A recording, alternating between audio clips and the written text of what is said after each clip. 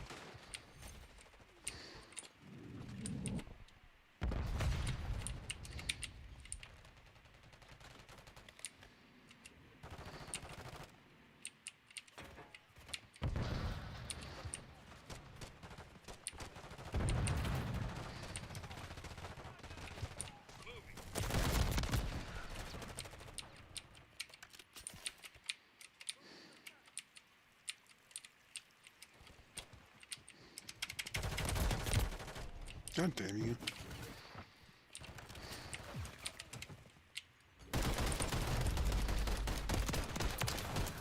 Mission failed. Return to base.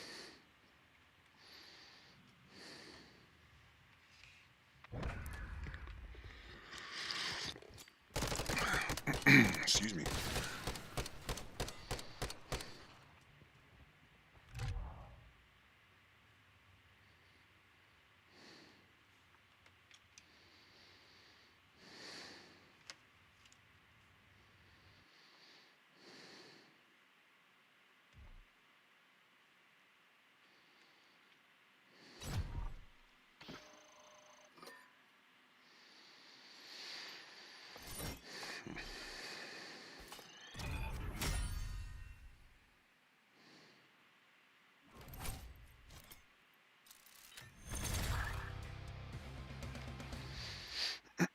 Excuse me.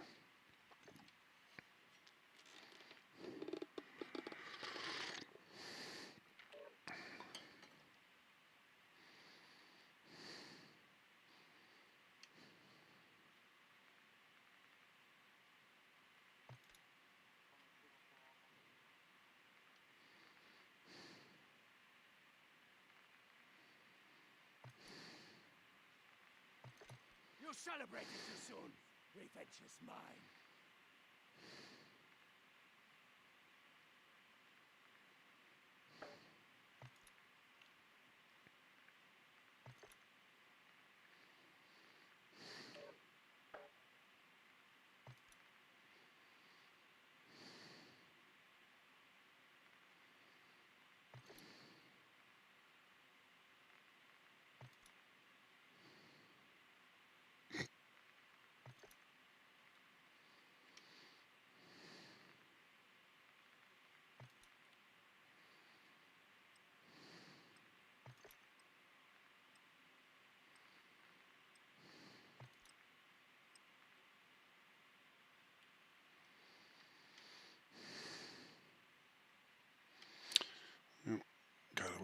through this so I can finish the little event.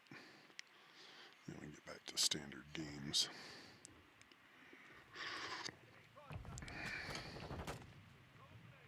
Kill confirmed. Neutralize hostiles. Grab their we've taken the lead.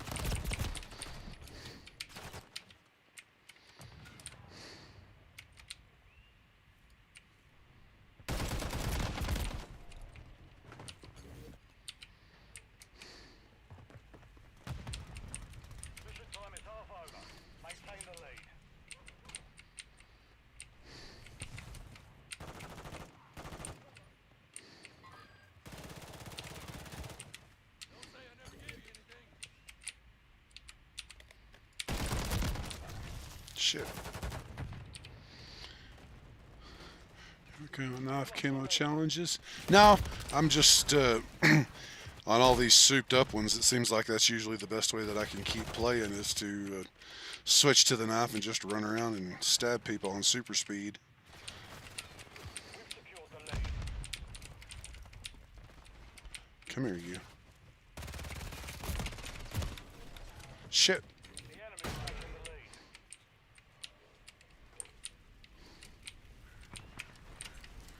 God damn it, get out of my way.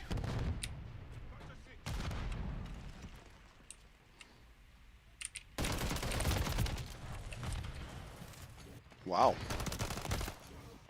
Oh.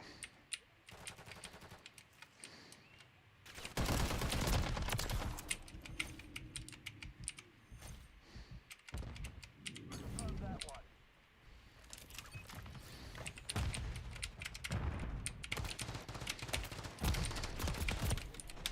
Shit.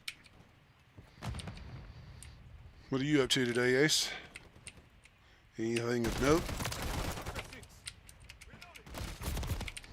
Where the fuck? Get out of my spot.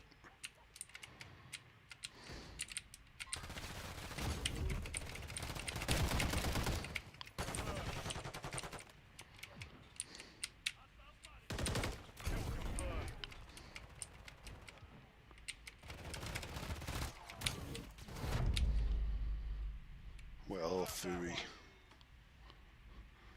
Oh, not too much. Me and my girl went out to lunch with a friend from one of her coworkers. Tried out this new restaurant that's been getting a lot of attention on the foodie pages on Facebook, and we were very underwhelmed by it. I mean, it was fine. We had some fish and chips. Perfectly serviceable, nothing wrong with it, but not worth all the hype it was getting, and definitely not worth the price tag they wanted for it. So we ate our meal and then came back and had to run by Walmart, pick up prescriptions and some stuff that my girl needed, and came back. Now she's working on canning food. That's been her new thing. And she's not in a good mood because of bullshit going on with her dad. So I am hiding in my little basement and playing games.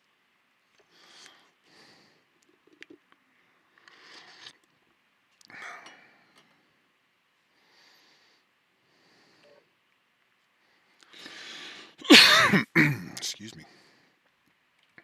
Testificate. Nut in my butt. All right. Great names.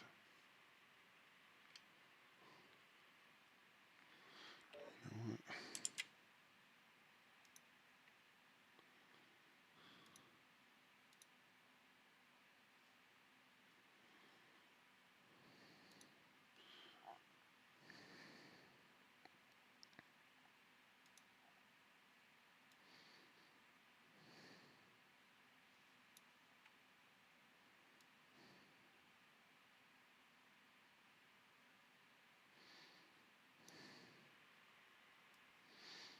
There we go.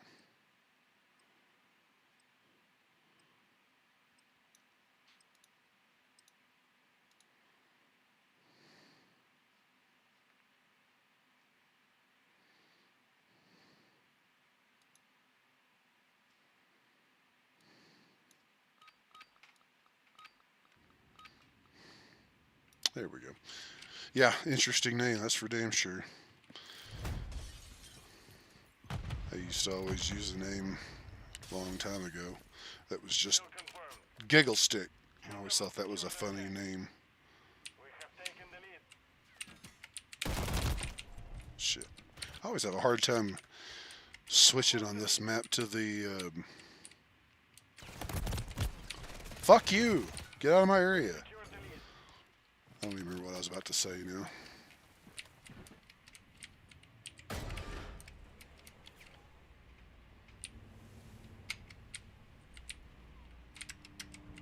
The enemy's taken the lead. We're getting hit hard.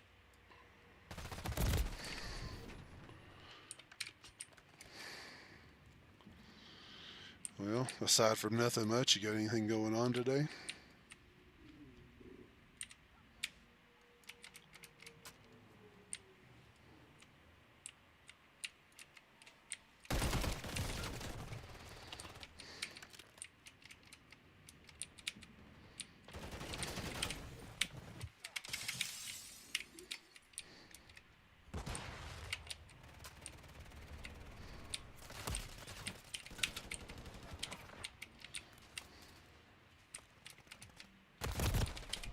Fuck.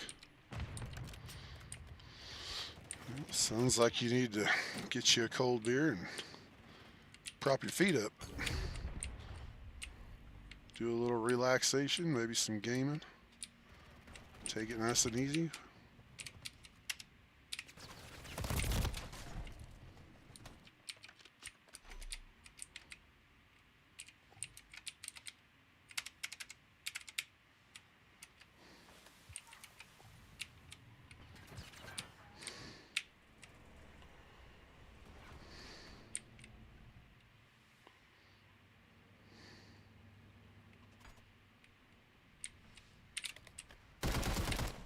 Fuck you.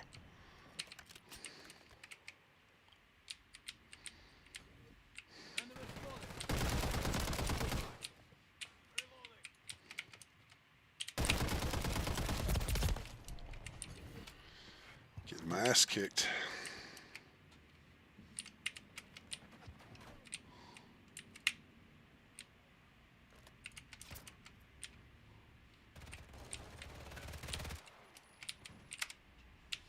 Confirm that one.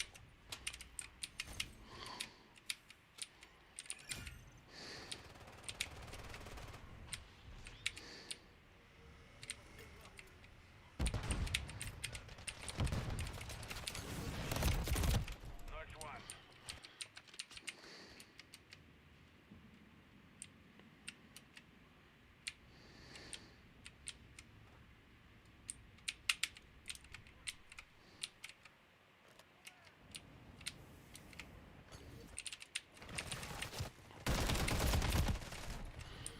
What the fuck?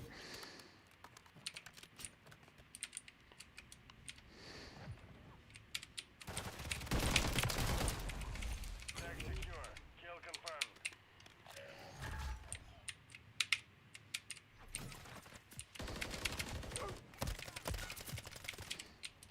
Kill confirmed.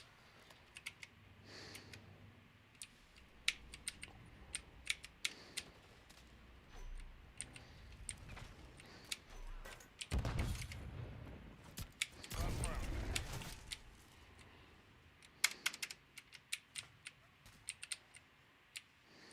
Confirm that one.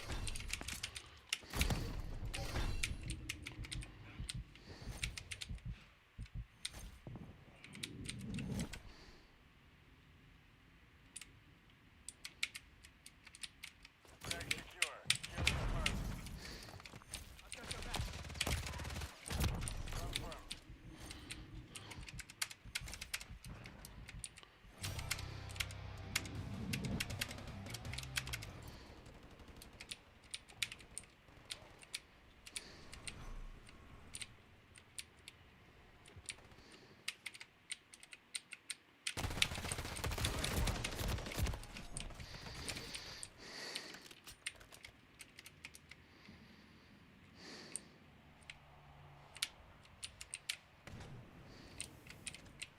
The enemy holds the lead. Clock ticking. Kill confirmed.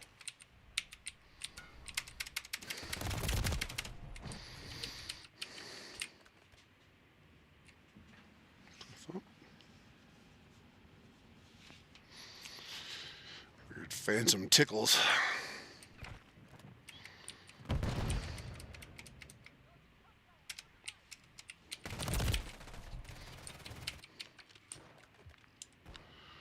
Wow.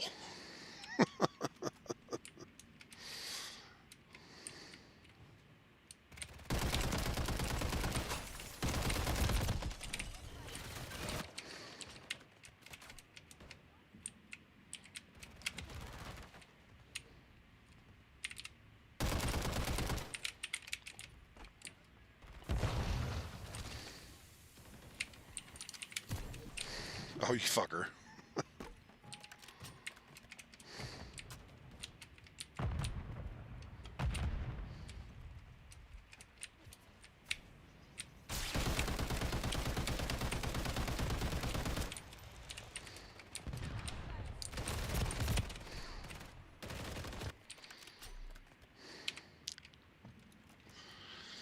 Alright, what else we got?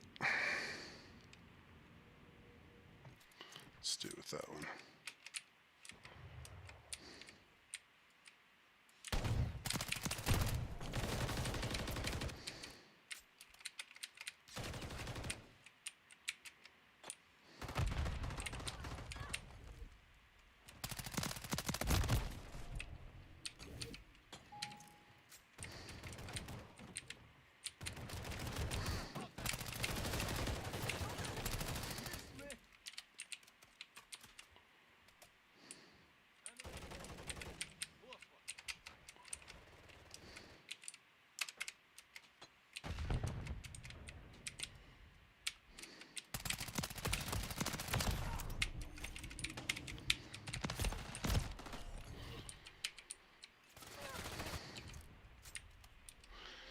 Absolutely getting whooped.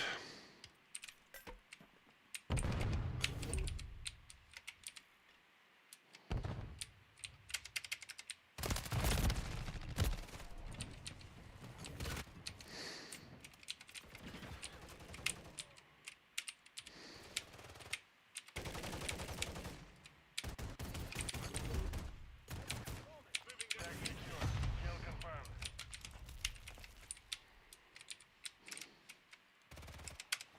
Touch one.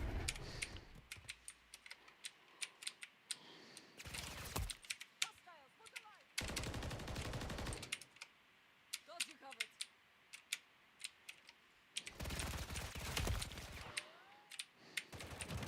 Taking fire.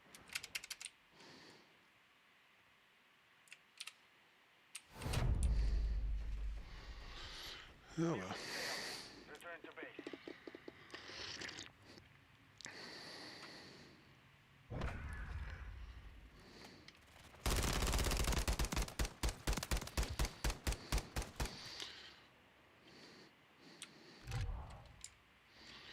Yeah, homeboy was tearing it up. 38 kills. Damn. And presumably his buddy down there only getting 24. I say only, compared to my 9 or 11 or whatever the fuck it was.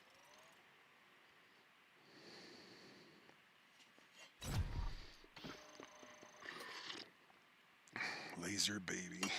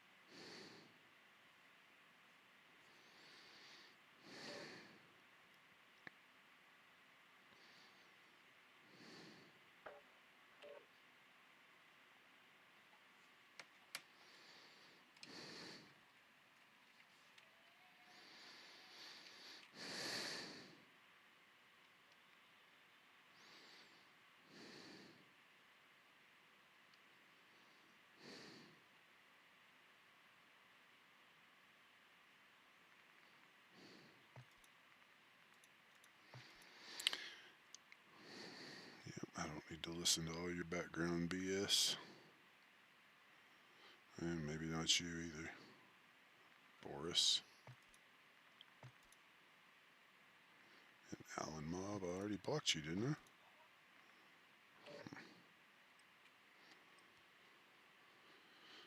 There we go. Gotta get some music that I can play on the background of this stream so that I can listen to music while I'm playing.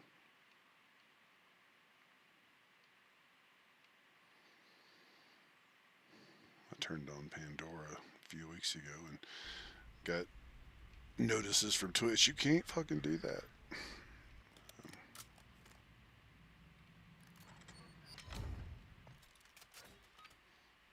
It's not the one I wanted. Kill confirmed. Neutralize hostiles. Grab their tags to win. Simple enough. We've lost the lead.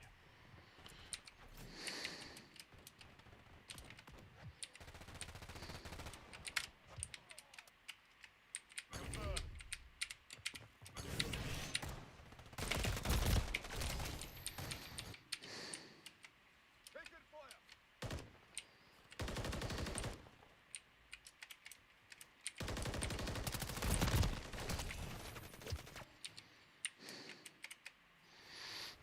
enemies with the crossfire.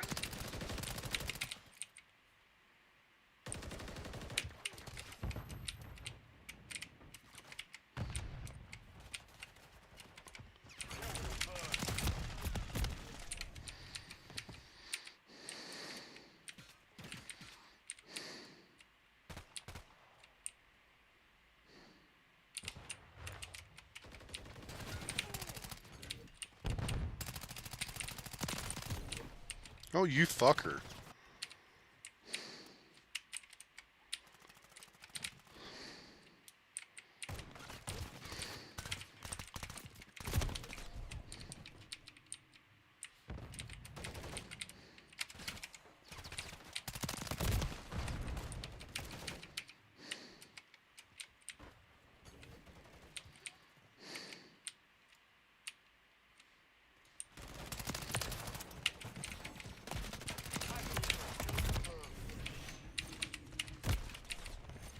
God damn it. That little Fortnite looking character just keeps whooping my ass.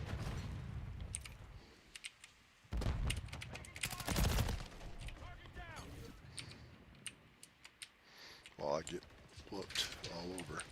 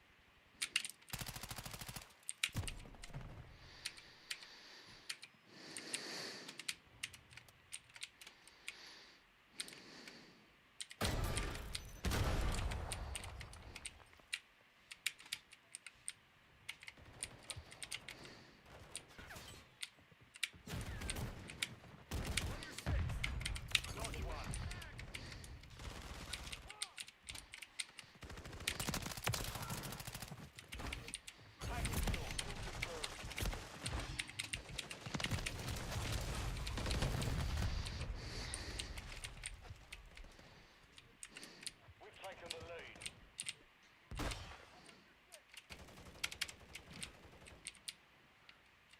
Moving here.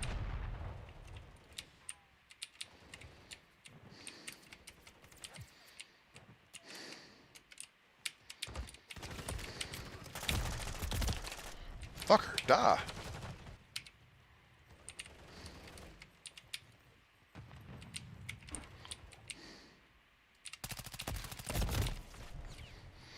And I can't hit nobody out in the distance.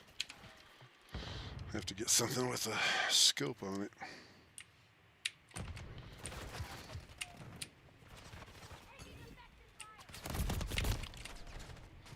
Good God. That's not the one I wanted anyway.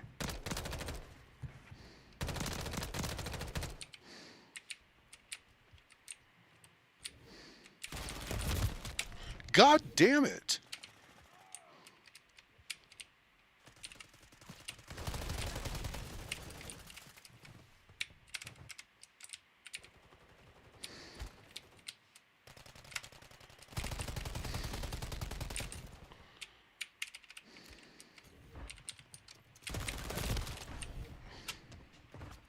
Every goddamn time. Getting frustrated.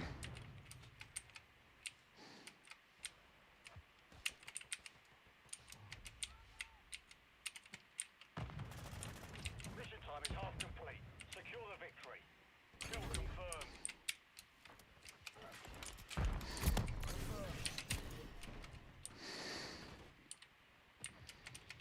Every time, those same two people. On your six.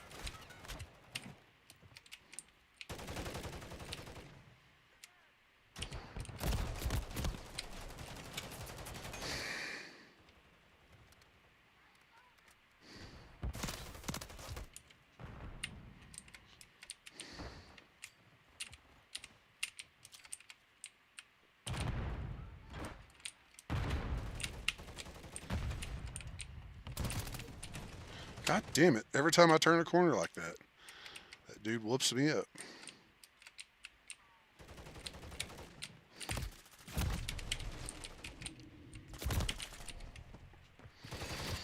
It's really pissing me off. I'm not happy with any of this.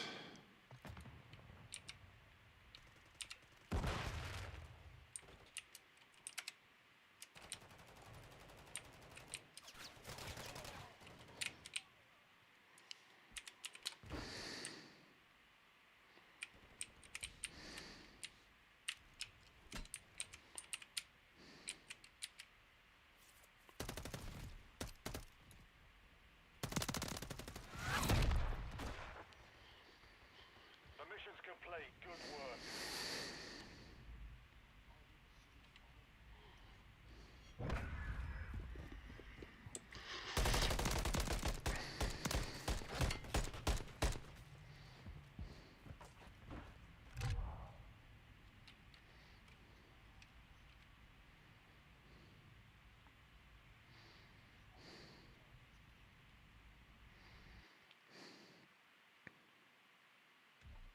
Somebody got awful mouthy.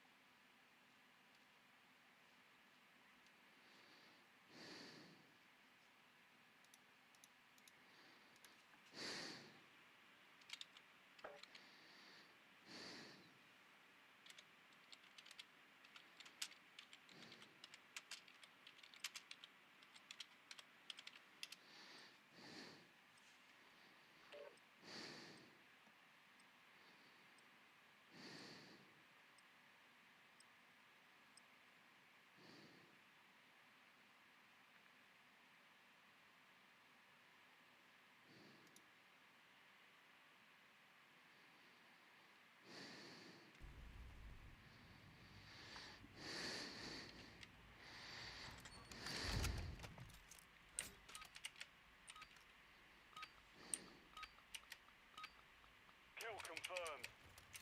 Neutralize hostiles. Grab their tags to win. Simple enough.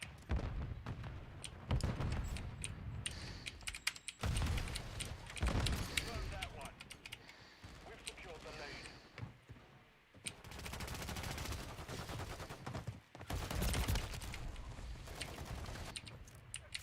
The enemy's taken the lead.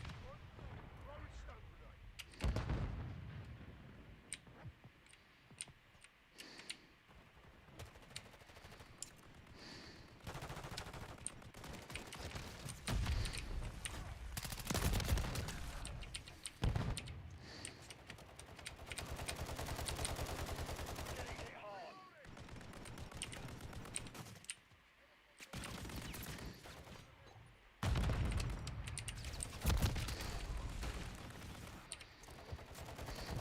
Yep, it's all the same, man.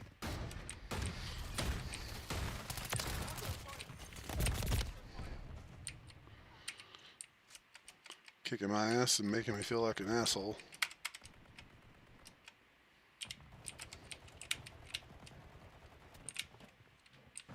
We've taken the lead. Well, fuck you. We've lost the lead.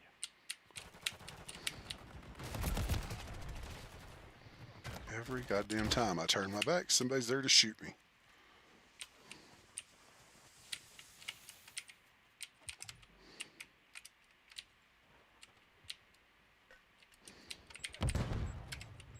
Secured the lead.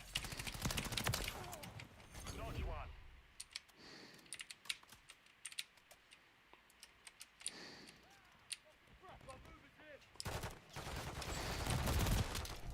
The enemy's taken the lead.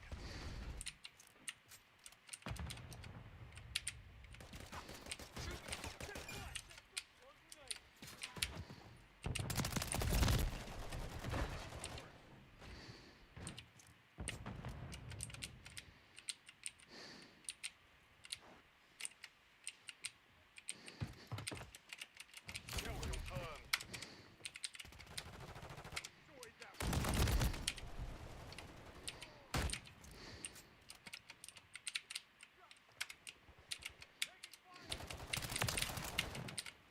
Confirmed that one.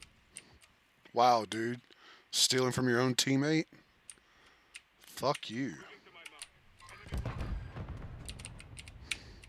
We've taken the lead.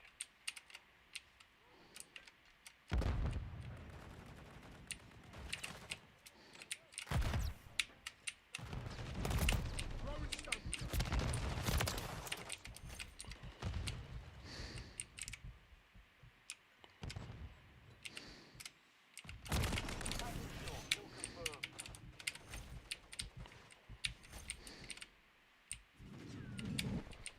Stun grenade out. With you, mate.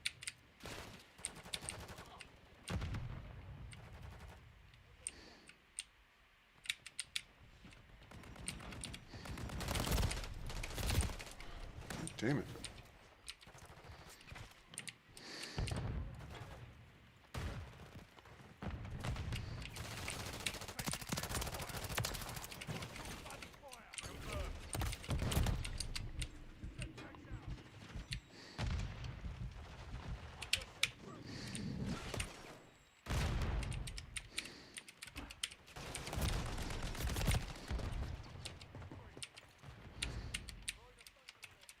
Covering your six.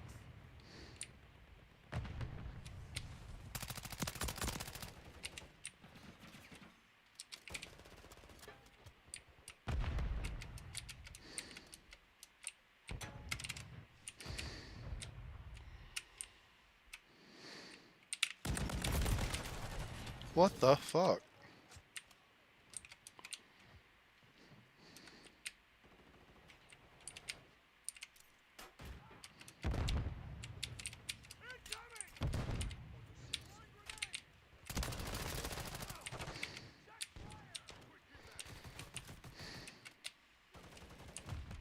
We've lost the lead.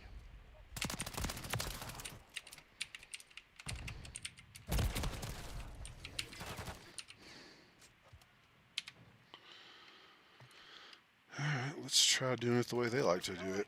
Oops.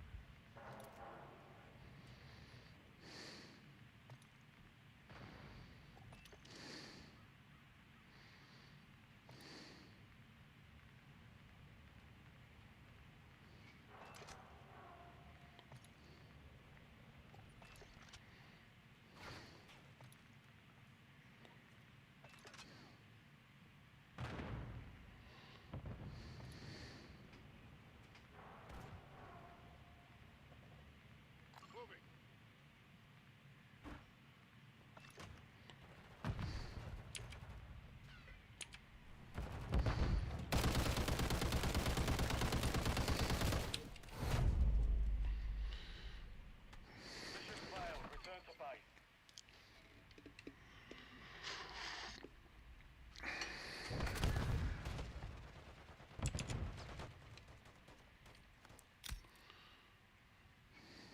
Let's see what we can find for background music here.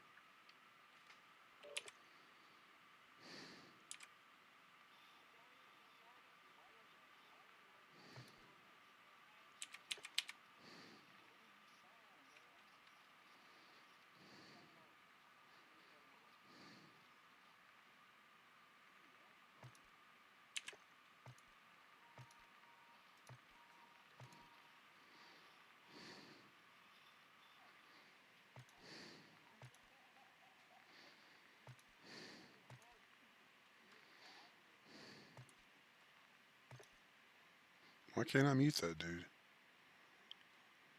That's weird.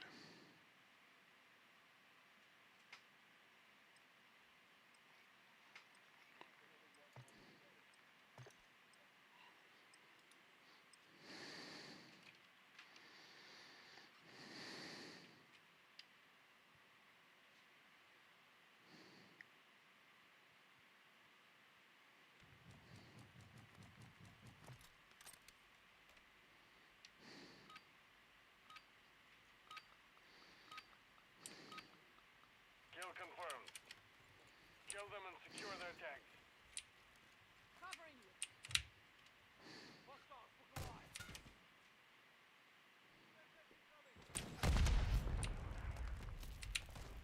We've lost the lead.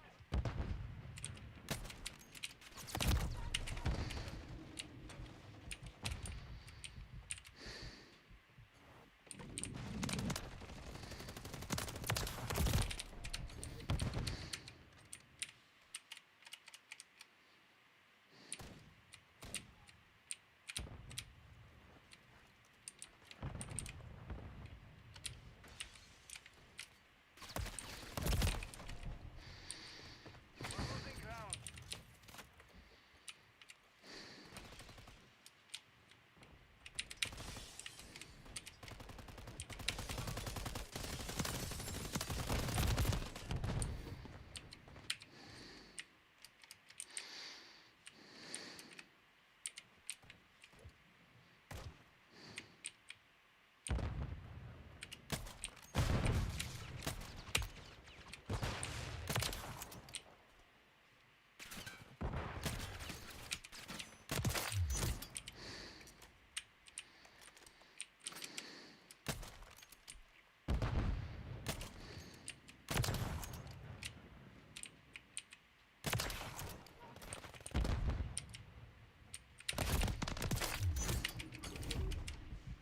Confirm that one.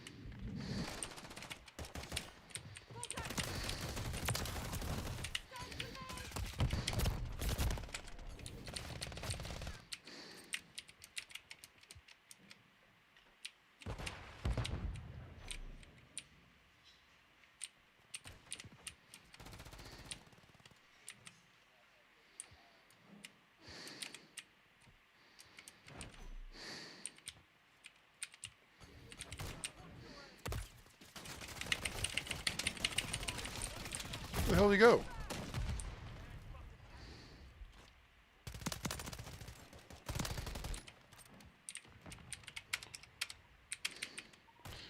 God damn it. You have got to shut up, dude. I don't need to listen to your kids squall.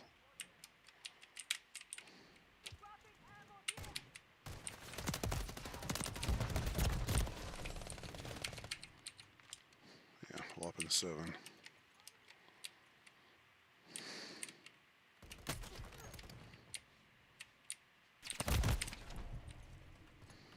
Good grief.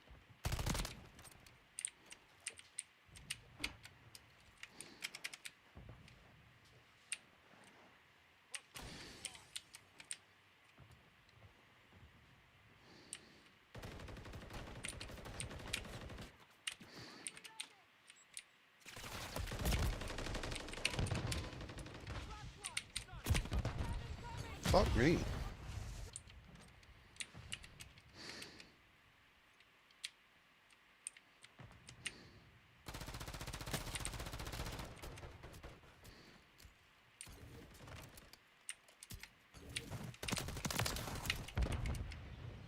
Confirmed.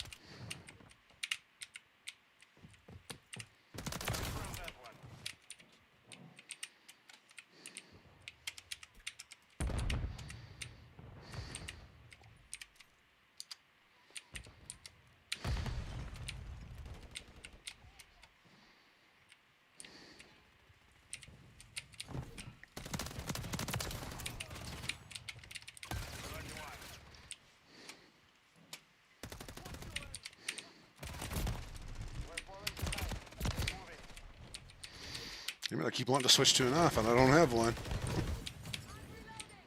Tag secure. Kill confirmed.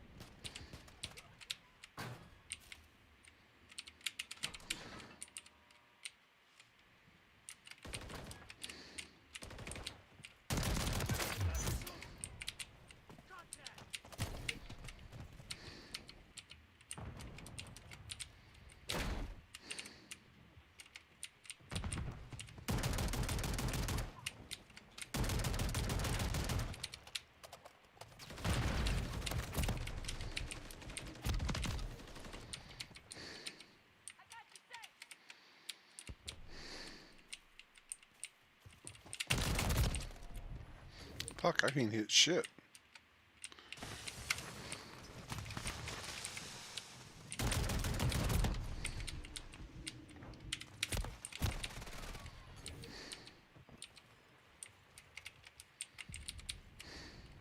Got a group of hostiles here.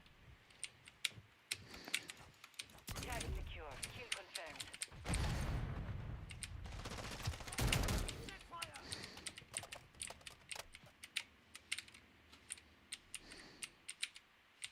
Hostiles confirmed in the AO. Termite. Need cover.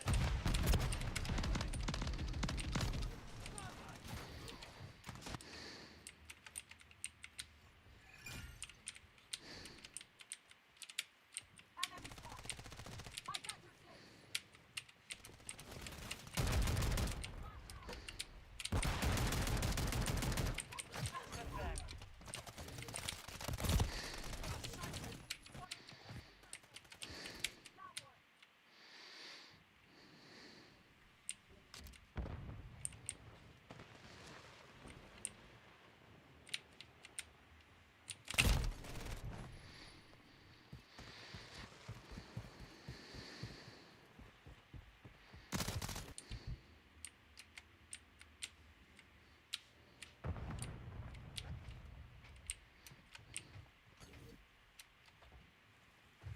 Go to cover.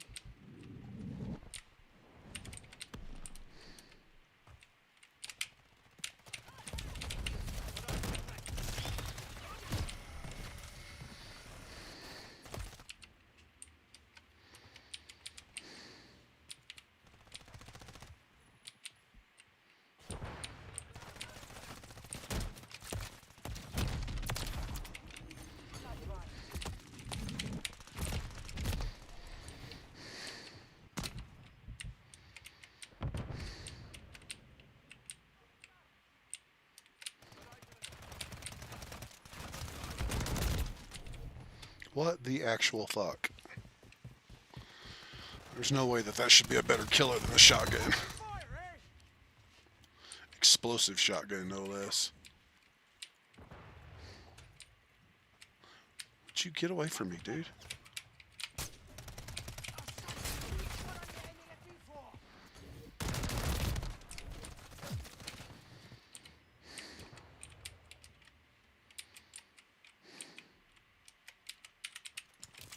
The enemy holds the lead. Clock ticking. Kill confirmed.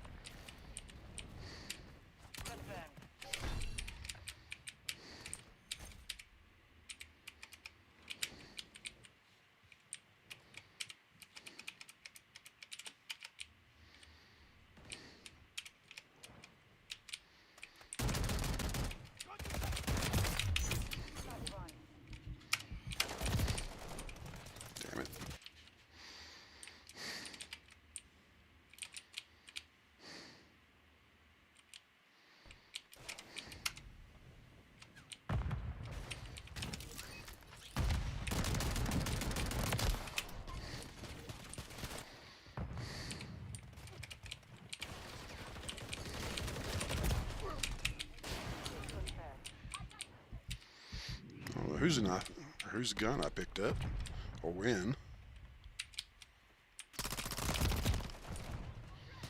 It's not a bad choice.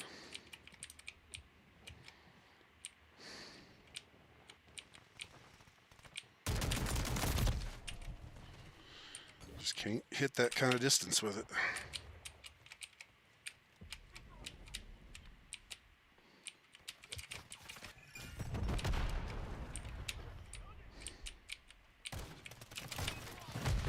Not one.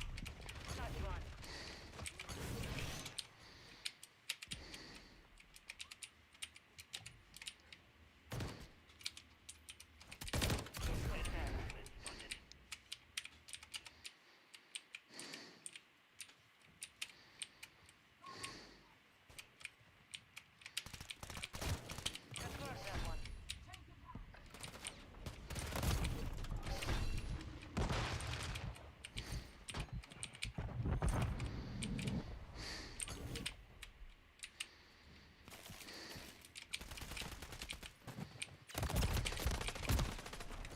Oh, damn. I almost got him.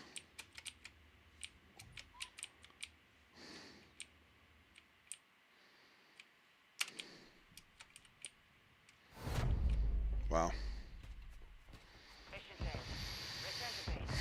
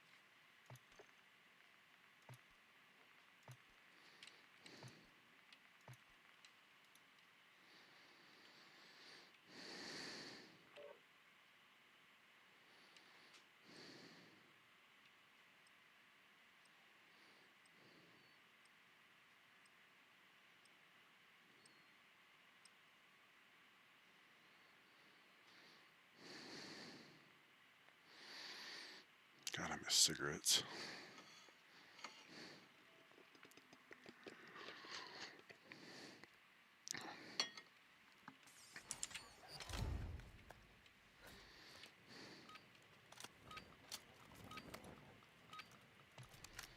Kill confirmed. Eliminate hostiles and acquire their dog tags. On your six. Got your six.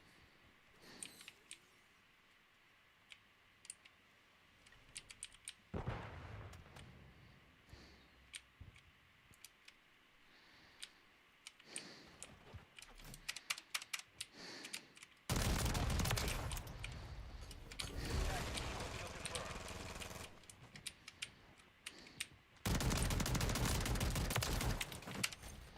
Not one.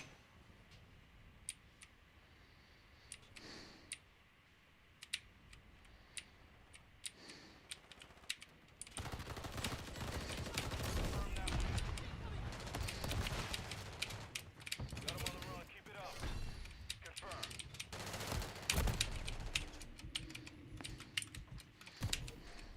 Damn it.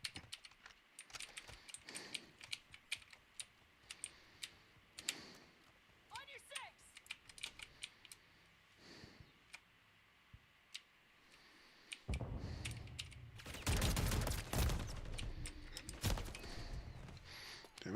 really wanted to be able to send that thing.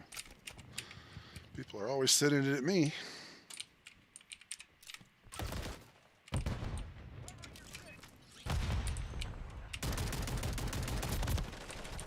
You full of shit. There's no way. Reloading.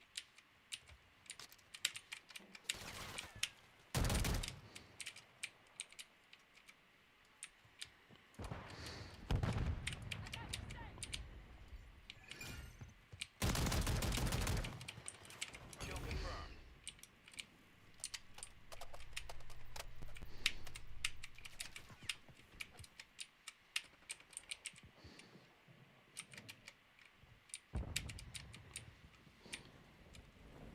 The enemy has taken the lead. Tag secure. Kill confirmed.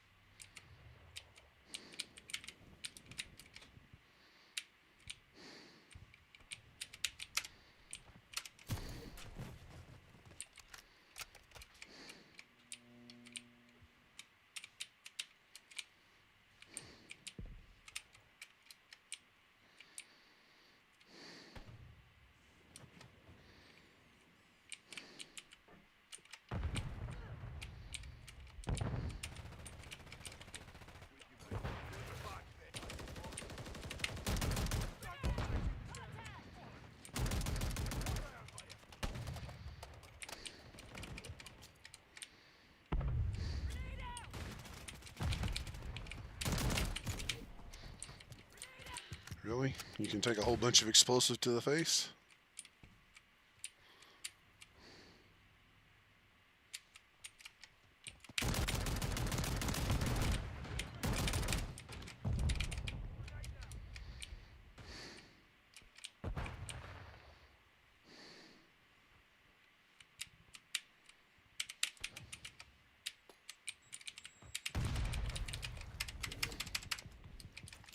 Kill confirmed.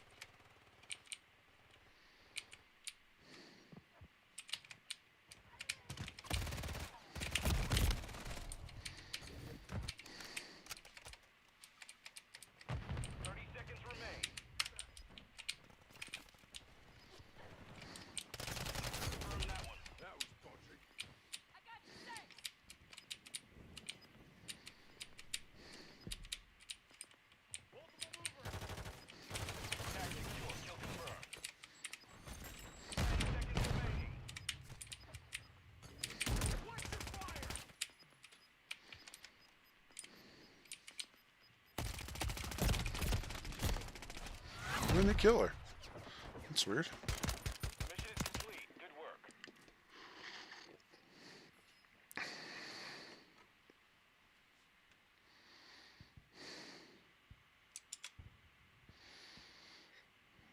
Well, that's the only way I get to do well is play against a bunch of people who aren't playing.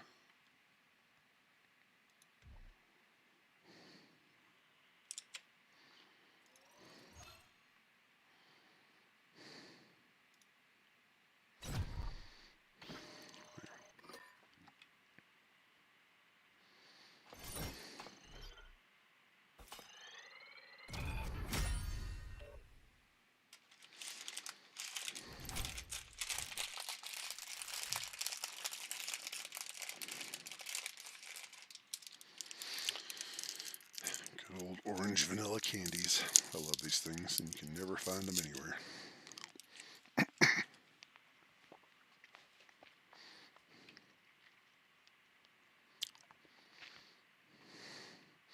Miss Too Toxic pepper spray. Always interesting names.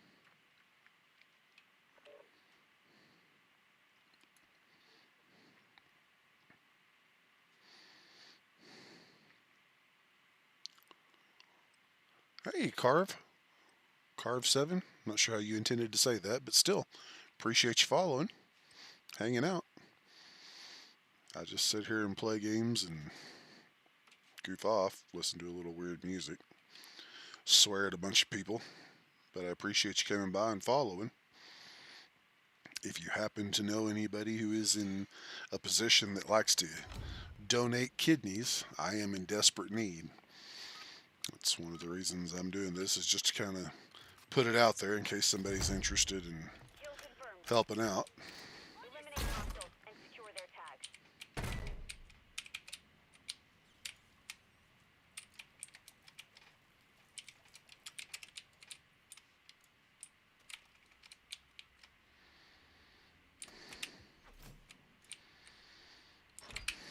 We've lost the lead.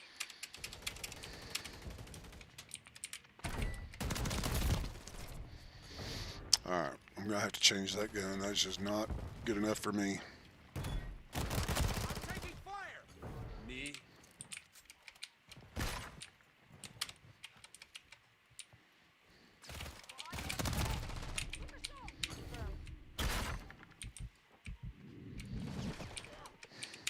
Stun grenade out!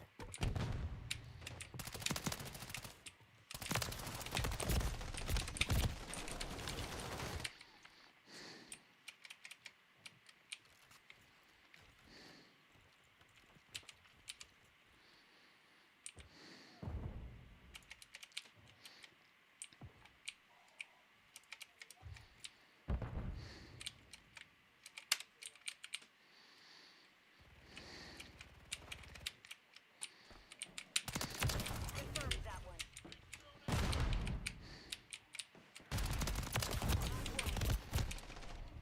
Good grief. Fucking noise.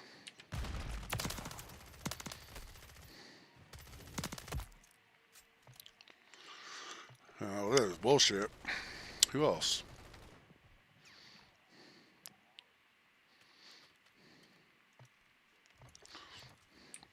Yeah, I'm not listening to all that.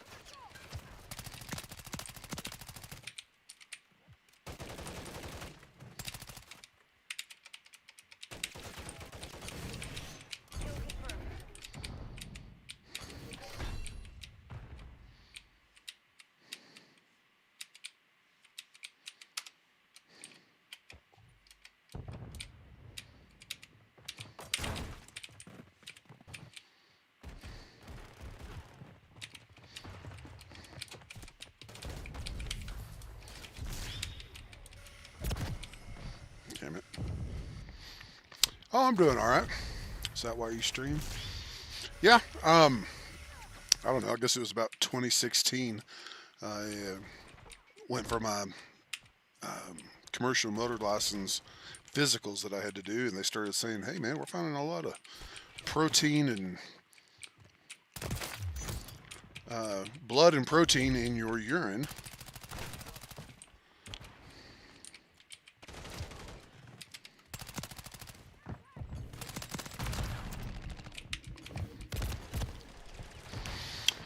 Anyway, so I kind of put it off for a while because I was like, whatever, felt healthy. I was working, didn't have a lot of money to worry about medical stuff, and just went on doing my thing.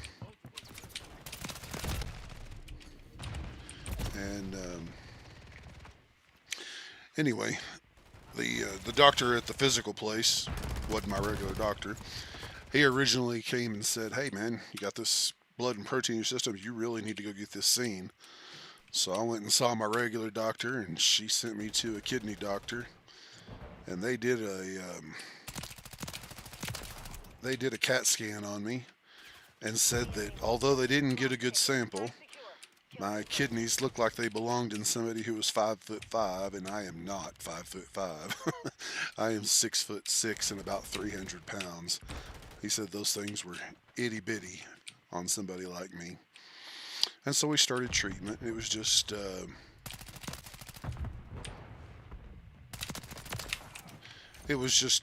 control your blood pressure more than anything.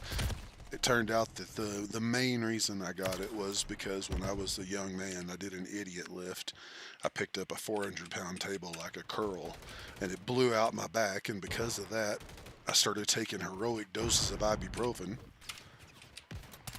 multiple times a day, like 4 every 4 hours for about 20 years, and it killed my kidneys, as you might expect. That and uncontrolled high blood pressure. So I've had all that under control for a while now, but about a year ago while I was out on the road, it finally came to a head.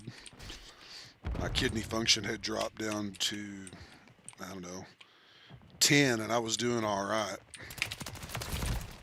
I was managing anyway.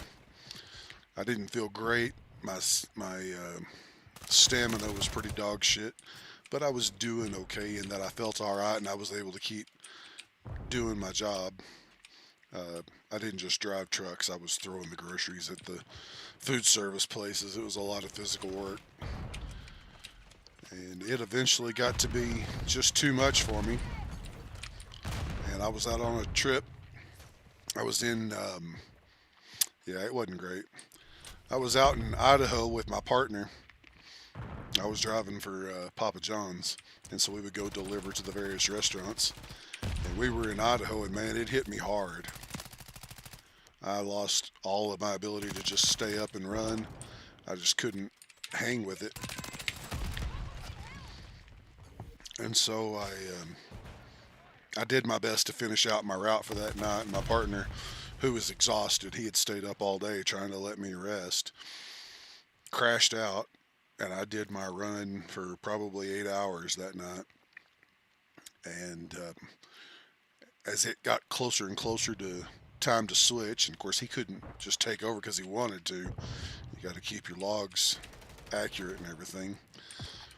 But once he got his time back, he was like, "Go to bed. I don't care what time we normally do this sort of thing.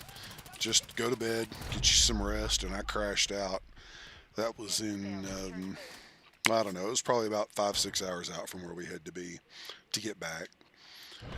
And we got back, and I went back to the house, and I crashed out for probably, I don't know, a day and a half. God damn it. Let's get rid of that. I don't want this. There. It's too hard to talk and listen to that. Anyway, so I came back and I couldn't stop sleeping for like a day and a half. And when I finally got up, I felt really, really terrible. And I thought, well, I'm going to rest over this weekend, see how I feel come Monday. And I called my boss and said, "Hey, man, it's getting bad. I don't know if I'm going to be able to keep doing this, you want to make some possible arrangements to cover for my route. And I got up 2 o'clock in the morning, the day of my route, went to work. I live an hour away from where I work, so I made my commute. Got there, and the walk from where I had to park to the office just completely destroyed me. I had no stamina for it. And so I made my way into the office, went to my boss's area, and I said, dude, I can't do this. It's time for me to go on dialysis, I think. At the very least, I need to go see my doctor. And my doc had been saying for months it was okay for me to go ahead and go on dialysis. But I really felt like I had to push my limits, as it were. I wanted to wait to the very last minute. And so I went and saw him. They did my blood work and said I was at about 8% kidney function and I needed to go on dialysis. And so I did. That was September 18th of last year. And I've been on dialysis ever since. Now, but dialysis helps me feel pretty okay. I can mostly eat what I want to as far as, following the diet that I'm supposed to. I take binders with my food that pull phosphorus out of my system. And I've had to cut back on things that are really high in phosphorus, like milk and dairy products and beans. And there's just a whole mess of stuff you're not really supposed to eat when you're dealing with this. And to be fair, I didn't do very good for that first year of it. Um, you know, avoiding the stuff I was supposed to. It was all my damn favorites, and so I would eat far too much. I still eat far too much of it. But I've been just continuing to do it. And my main thing lately is I've been trying to find something else I could do to replace my income, not just because I'm on disability right now, but because I don't see myself going back to driving a truck. I'm too old and broken. I've been throwing groceries for too many years, and it's just time for me to stop doing that. So one of my girlfriend's neighbors is a multimillionaire, has been for a long, long time, and he made his money trading stocks and said he would teach me how to trade stocks. So I've been working on that for most of the last year. And I'm making some progress, but not a ton, in that it's hard for me to get up early in the morning like I need to see the first hour or so of the markets. But when I do, everything works out really well. And when I don't, then I've got stuff around here I need to take care of. But that's kind of the plan.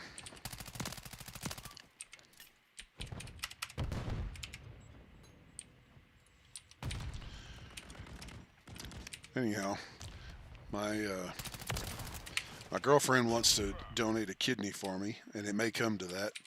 But she's got her own mess of problems, and I don't really want her having to do without. So I am trying to get on the transplant list. Yeah, exactly that.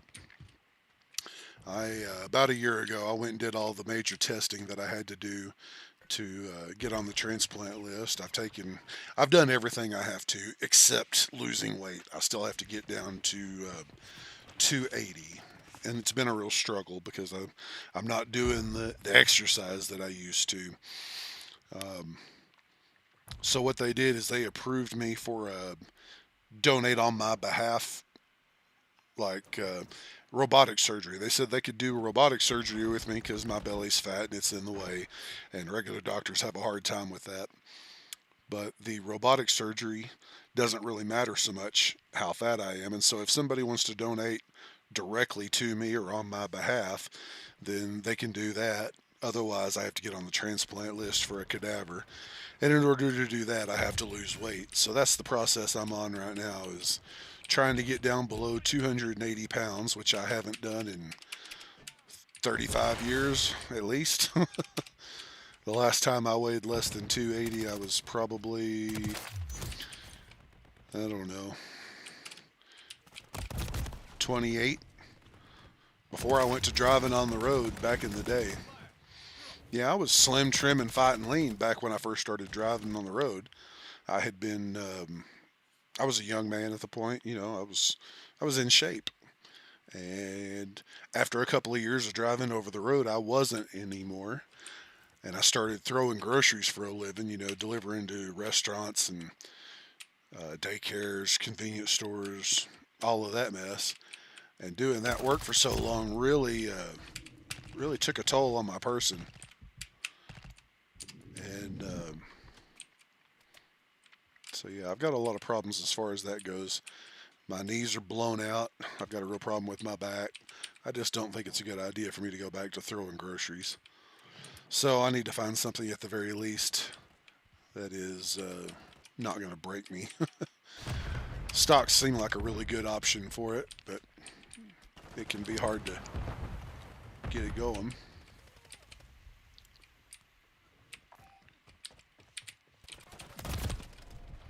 Damn it. Lost track, everybody. So yeah, that's the story, man. I'm an old man who's donate her kidney 100%. Are you still looking? No, I'm still looking on for one through here. My girlfriend will, if it comes to that, you know, if my condition gets really bad, and she's got her own things that she's got to do in order to qualify that she's not there for yet. She also has to lose some weight, and the transplant team basically said, "All right, it's great that you did all this stuff. Talk to us when you've lost weight and not before." So she's working on it too, but it is also a problem because she works from home and works sitting in front of a computer. So exercise is happening, but not nearly like it used to. So that's the process. What I found out was, go ahead. We're falling behind. Thanks. I appreciate that. Yeah, I've been wearing it for a long time. I grew it as a joke, actually. I was deliberate, not deliberate. Forgive me. Let me pause this music real quick. It's driving me crazy and fucking up my ability to think. Matter of fact, we'll just sit there and not play for a minute. Anyway, I was delivering groceries to the DFW airport 3 times a week, and it would take up 4 hours of my day. I was the guy who did all the routes in that area. I worked for that company delivering in that area for 12, 13 years, something like that. But anyway, I was going out there all this time. There was a chain of barbecue joints that had a couple of locations out there and some other stuff that were there in the airport. It was an absolute pain in my ass. It ate up time out of my day, didn't make a significant dent in the contents of my trailer. It just pissed me off. Well, it was getting ready to be about time to renew our security badges for the airport. And you know, you got to go through a bunch of background checks and all that, and then they give you a little badge that has your picture on it. So I decided what I was going to do is make my picture not look like me anymore. I was going to grow my hair out long, grow my beard out long, dye it all nice and dark black, and then go in and have the picture for my uh, badge taken. And then the very next day, when it was time for me to come out and make deliveries, I would have shaved my head and face bald, and they would have said, "Fuck all the way off. We don't know who you are. That's not you on the picture." And it so happened that the day we were supposed to go get pictures taken for that badge, we lost that customer, and we're no longer going to be delivering out there. But I already got used to wearing the long beard, so I've worn it largely ever since. A couple of years ago, I trimmed it down to really short on my face, you know, not much more than stubble length. But otherwise, I've pretty much worn it for the last 13 or 14 years. Well, 12 years anyway.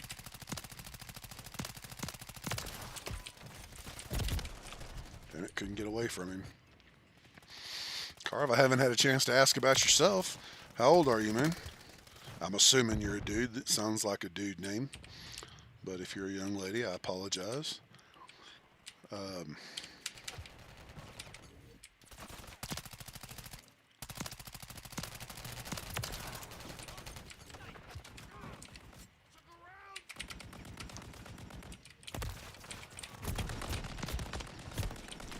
oh, we got a sniper up there. I appreciate you being so open and sharing stories with me. I'm not real worried about it. You know, I understand a lot of people want to Changing mag. stay anonymous to a certain degree. it's a dangerous world out there, and so I kind of get that. You don't want too much of your personal information out there in the world. But my kids are all grown. They don't live anywhere near me, and I don't intend to give information on them to the internet. So if somebody wants to come and try and find me, I'm well armed and they can take their chances with it. Maybe not the best outlook on things, but I just don't get too worried about it.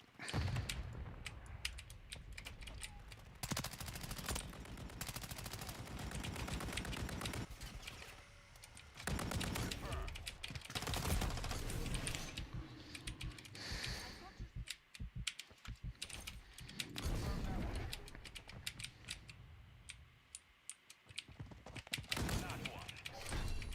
Final minute.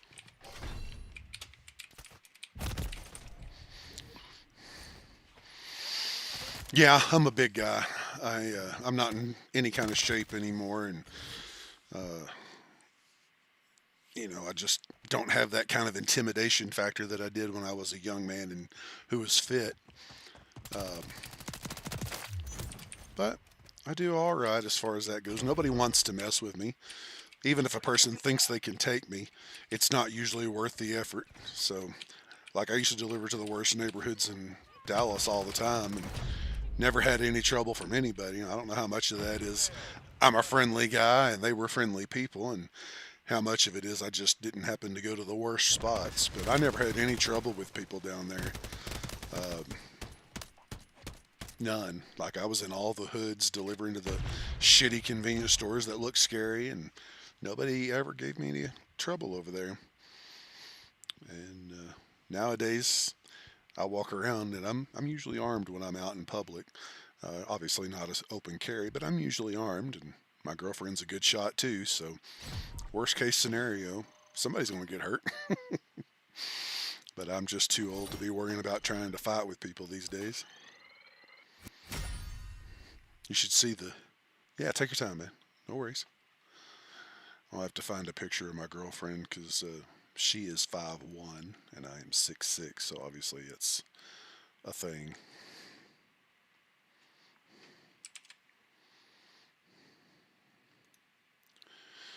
It says we have 3 viewers in here. If anybody else is here, I'd sure appreciate it if you'd say hi. I like to visit with folks. My stream of consciousness rambling is not awesome because I'm not used to doing that. I've spent the last 20 plus years in a cab of a truck by myself. Wait, Ace is still here. Good deal, buddy. I thought you had gone off to do whatever. Uh, I guess the other one is probably me from looking at it in the stream manager. Oh, now it says 4. So maybe somebody else is here. Say hi if you are. Always happy to talk. Hell, we get a conversation going. I'll turn this game off and we'll switch it over to chatting and chat. I don't give a shit. Unlock full caliber. What is this? Full caliber. What is full caliber?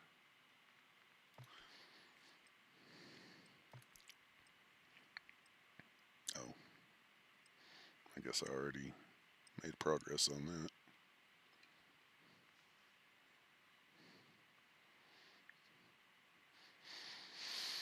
I finally figured out how to adjust the volume of my own voice playing in my ear. And so now it's nice and quiet. I'm not echoing in my own ear. You know what? We're just going to go back to the normal way of playing this. Grab the tag. Don't hear, but I hear it really quietly, just a little off kilter from my own timing of talking. So I can just hear it. It makes me, oh, that wasn't ours. The enemy's taken the lead. Makes me just know that I am aiming, or that I am talking into an echo chamber. Where'd you go, dude? Come back. There you go.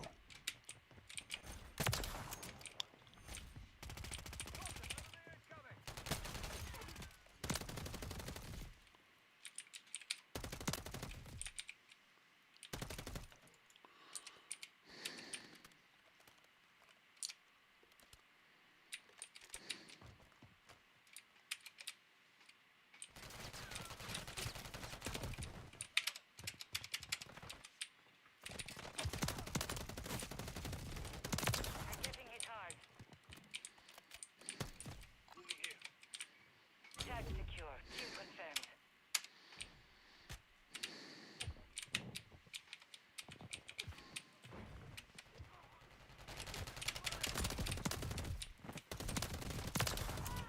Confirmed. We secured the lead. Oh, I don't have a knife on this one. Right on, right on. Yeah, I'm a big dude. Not just 6'6", but 6'6" and about 300 pounds. So pretty intimidating as far as dwarfing everybody and leaning over them. Broad shoulders, big belly.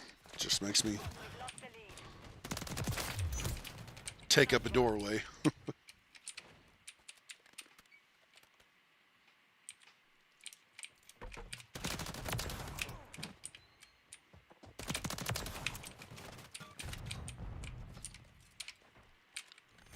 Tag secure. Kill confirmed.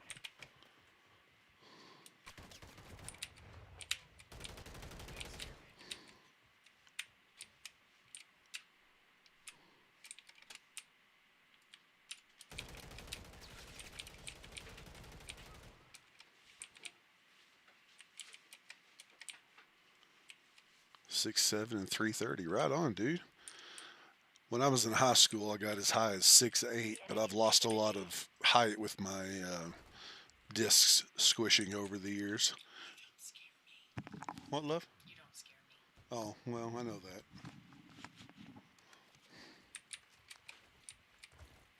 that. Oh, shit. They were right there in our little cubby, weren't they?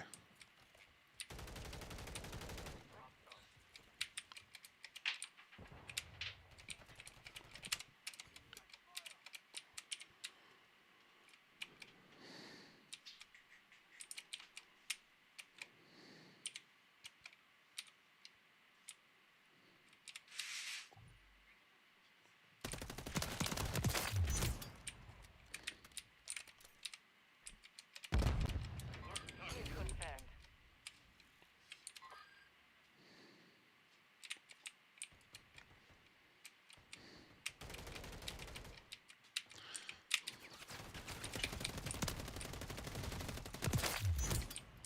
Mark the target. Confirmed.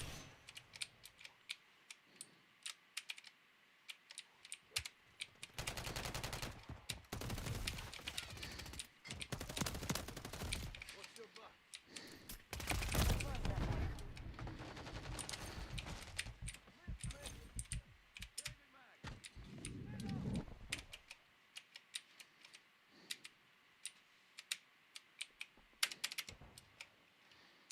Those look really good. Yeah. Came out all right. Done some steel toe shoes, the hardest thing ever. Took leaks. So Walmart usually carries like a really hideous, just big, heavy-duty Herman Munster black boot that you can get in 14s and 15s there. I wear a 14 for the most part, depending on the brand, and I had to get some of those a long time ago as well. And they did the job.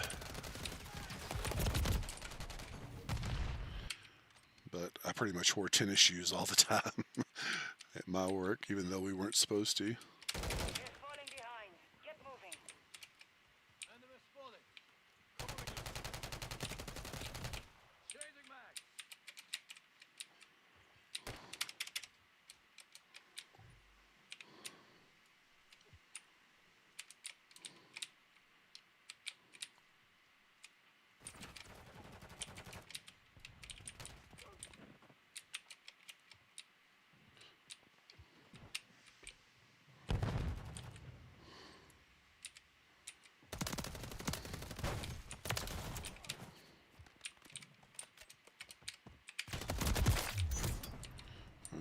I got him, and somebody else got me.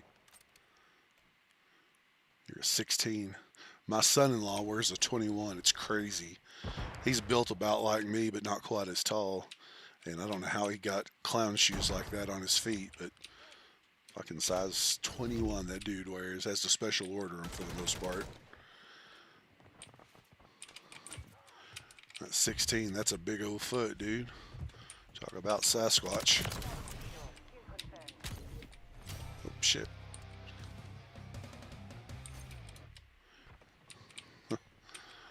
Kind of forgot about it before, but On your six. when I was in high school,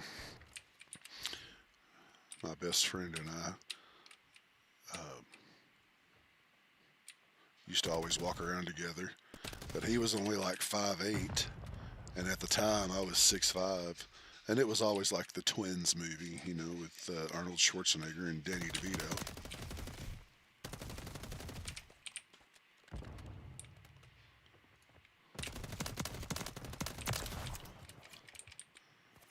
Nice run.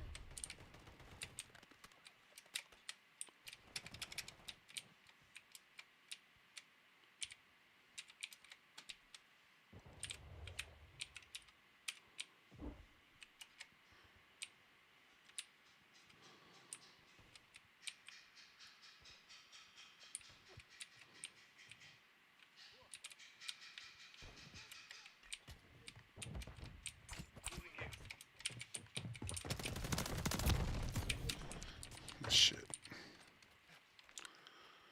Well, not too bad, I guess.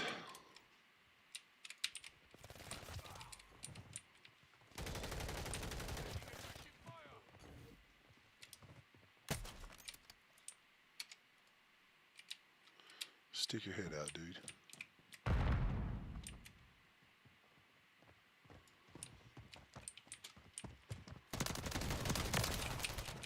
Confirm that Hold one. it. What's your buck?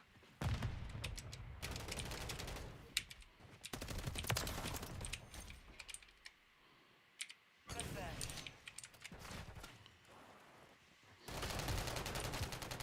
I just said you're us. Confirm. Changing mag. Taking effective fire. Confirm that one.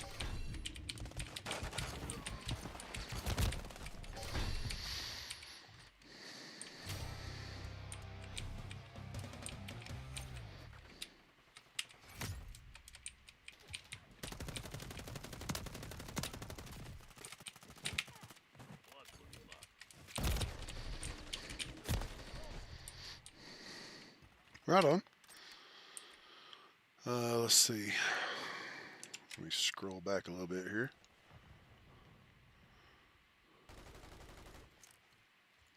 Anyway, Carve, how old are you, dude? And like I said, I assume you're a dude, but if you're not, I apologize.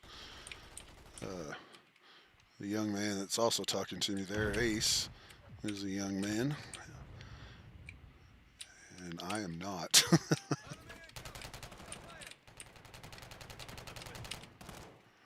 But I don't know if it's even still on there. I used to always put Ask Me Anything on the title of this stuff, figuring some people out there might like to hear about exploits on the road, but Remain. up until today, nobody's gave a shit, so I'm happy to talk about it. But I don't really care either. I mean, not like anybody ought to be taking interest in me.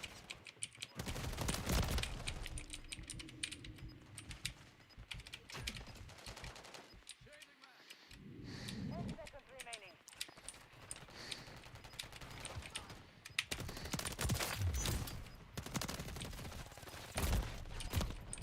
Damn it, I couldn't lay down.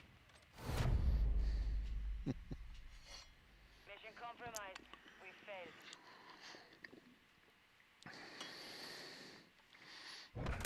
It'll be time for some more coffee here in a bit.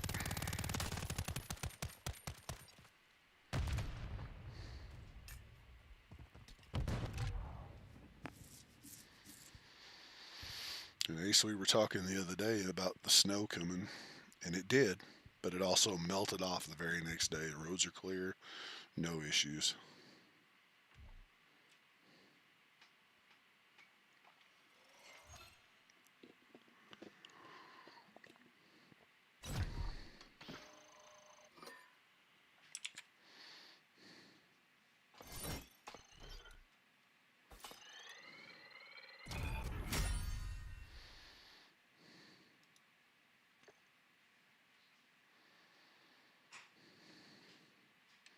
There we go.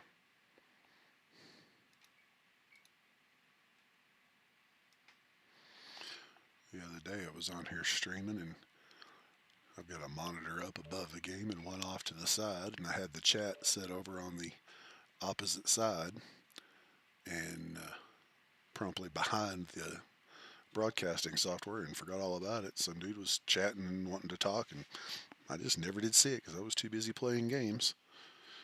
There you go. Still want to hear more about your kidney situation? Yeah, sure.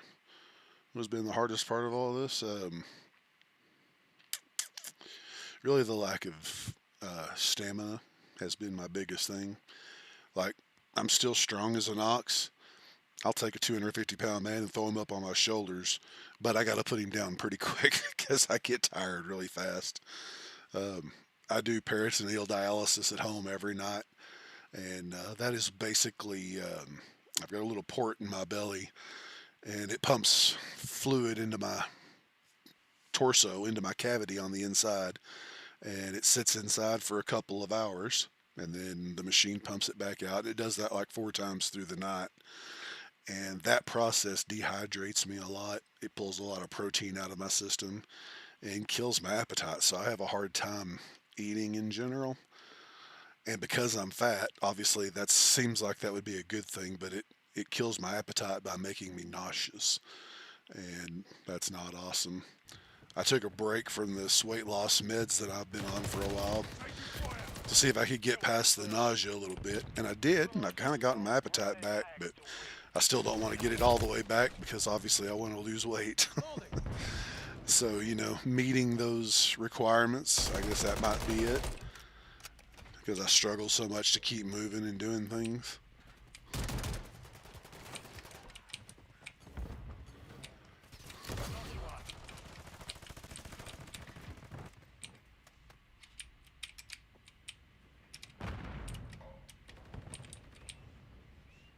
We're losing ground.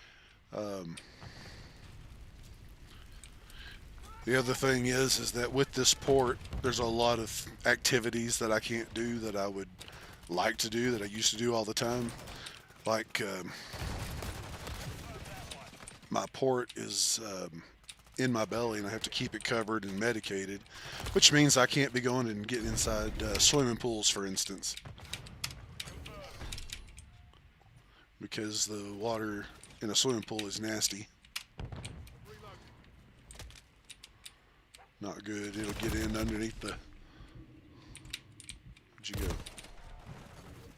It'll get in under the thing. How long have I been looking for? Well, I mean, technically for a little over a year. Like for that first few months, I put it out to everybody I know, and the reality is all of my siblings are in my age group and not in great health either. Most of the people that I know who might be willing to donate a kidney are either too old or don't qualify for whatever reason, for their own health problems. So, with not really being able to hope or expect that somebody in my circle might be willing to help, God damn it, would y'all quit sneaking up behind me? I just figured I would play games. I'm going to be playing games anyway. And if somebody came in here to chat, that's awesome. Like you guys have. I'll tell them my story, chat with them. And you never know who might wander in. One of my coworkers, what it means if you're able to find one. I mean, obviously it would mean that I would feel a whole lot better. And it would mean I could go back to work in some capacity. I used to make a really good living. The last few years driving trucks, I was making about $125,000 a year, and I am not making anywhere near that now. So to be able to go back to work and make a decent income to one degree or another would be really beneficial. I don't like to think of it in terms of how I feel and The enemy's taken the lead. how it affects me personally, just because I don't like being a burden. I don't like feeling like I have to count on everybody else in order to have whatever I need in life. It's like when you're a young person and you don't have any income and you're dependent on your parents all the time for whatever money you're going to spend, and if you can spend money. And um, that's not a great feeling when you're a grown up who has been doing for themselves for a long time. God damn it! Every time I turn around, they're right there. So yeah, that's the big kicker for me, is to be able to provide again like I used to. Like I do have income coming in from some other sources. I'm on disability and whatnot, but of course my girlfriend is working, so it's not like I'm starving or anything. But I was really hoping to, after all my younger years when I and my ex-wife were struggling to raise kids, and I don't have her, I don't have those kids, and I just thought that at this point in my life I would be able to improve my position, as it were, because for probably 15 or 20 years, however long it was I worked through food service in Fort Worth, uh, I didn't make very much money, and it was fine because I wanted to go home, be home and off work every night, so that if my kids had a thing going on or whatever, I could go attend. And home every night and off on weekends was a big deal for me in that regard.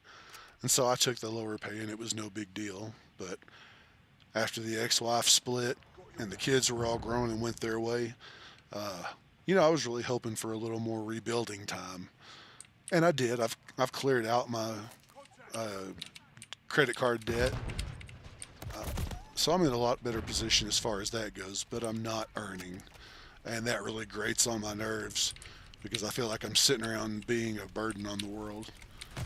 Um, for the first, I don't know, couple of months of being off, it was awesome because I wasn't having to get up in the wee hours of the morning, and I was able to rest a little bit. And because I did, I felt a lot better, instead of being exhausted all the time. God damn it. No, no, not even any point in me playing right now. I'm not paying any attention to it, really. Um,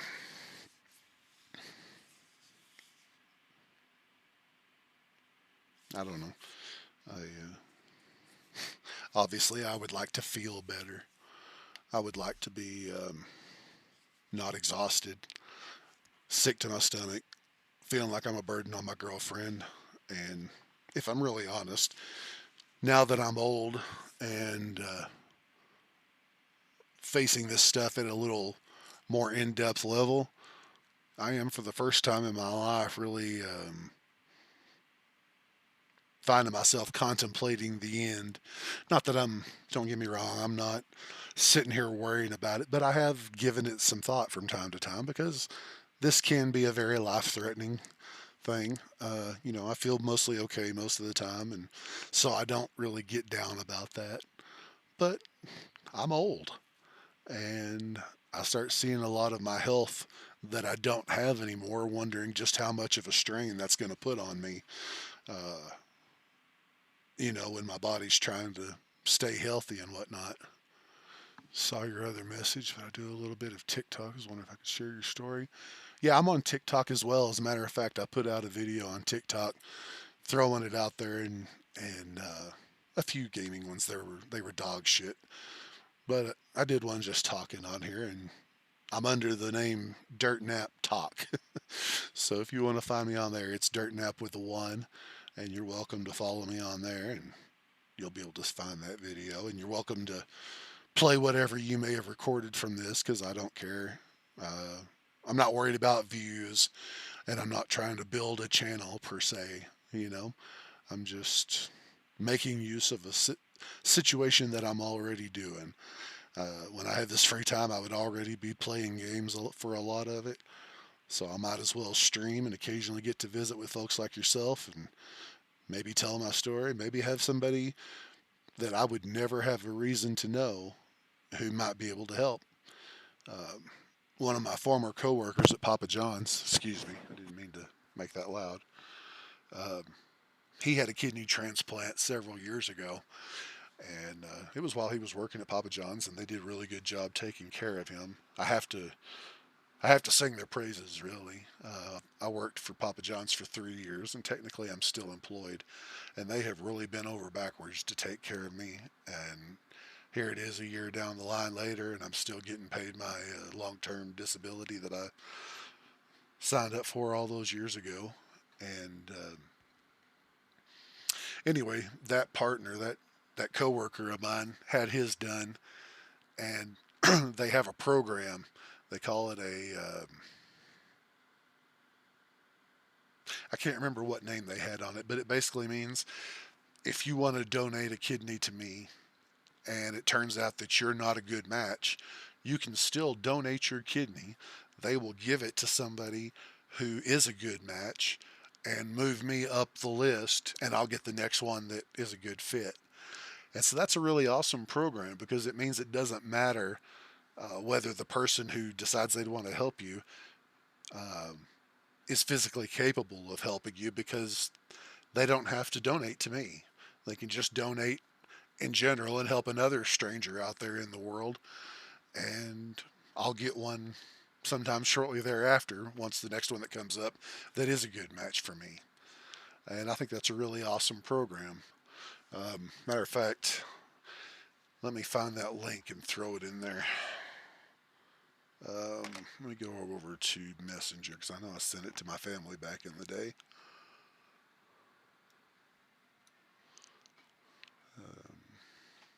I ought to put it in the description. Matter of fact, I did when I was first starting to do this and stream again. Pardon me. I'm so sorry. Come on. There we go. uchealthlivingdonor.org.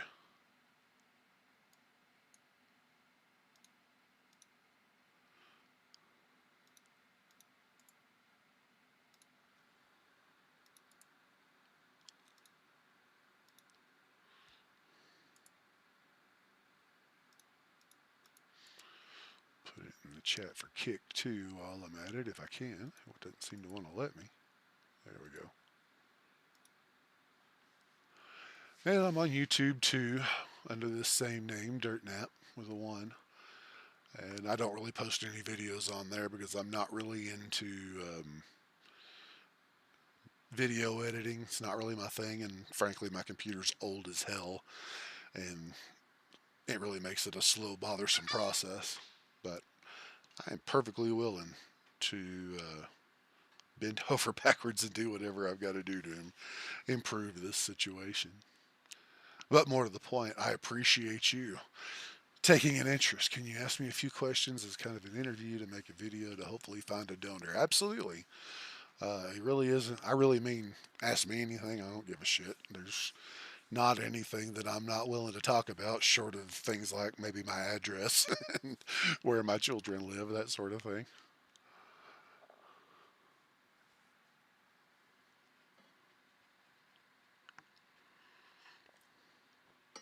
Excuse me. So he sends you the link. Paired program. That was what they called. They called the kidney program the pair program, so that they can hook you up with a different pair, as it were, and people can still donate. But it's a really good project, a really good program that they have there. And honestly, it's the first time in my life I've ever been impressed by doctors or a medical facility ever. Um, in Denver, there is a hospital called Anschutz. So it's UC Health Anschutz Hospital. And that's where they have the transplant center. And a little over a year ago, when I started going through all the testing and stuff for this, they put me through a battery of tests. Uh, most of which you wouldn't want to hear the details to because it was really unpleasant. But as I said, I'm assuming both of y'all are dudes, and so let me just say that it messed with your dude parts and you wouldn't enjoy it. First off, what are things that you would want people to know about me as far as why you need a kidney donor and what it would do for you? When I was a young man, and I say young, I was in my 20s, my early 20s, um, I was not very smart. I just got done saying that I was a very large man at 6'6" and about 300 pounds. And at the time, when I was a young man, shortly after high school, would have been 92, I guess, I was working for a hardware store in my hometown. And the old man that I worked for got it in his head that this table that was in our showroom needed to be moved to the back. And it was made out of old solid core doors. It was kind of a weird looking table that he had wanted built, but it had been there in the showroom for quite a while. And it just so happened that he was a 70-year-old man, and his son in law, who also worked there, was not there currently.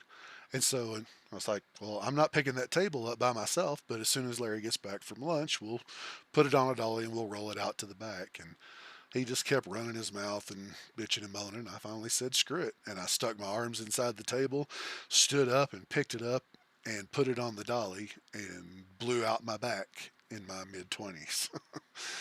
And it took quite a bit of chiropractor help to get me where I could go back to work and be up on my feet.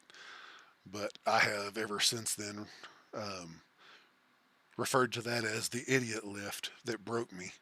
And it did. And because of that, and because I had three children already at that point in my life, they were very small, they were young, and I was young.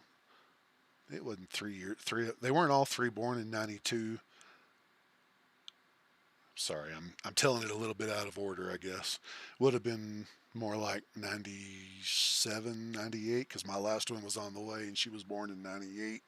So yeah, it would have been closer to that period of time.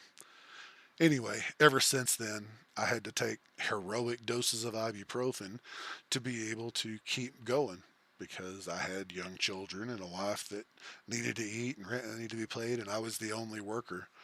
I was the only income worker at the time, and as a matter of fact, I was working two jobs.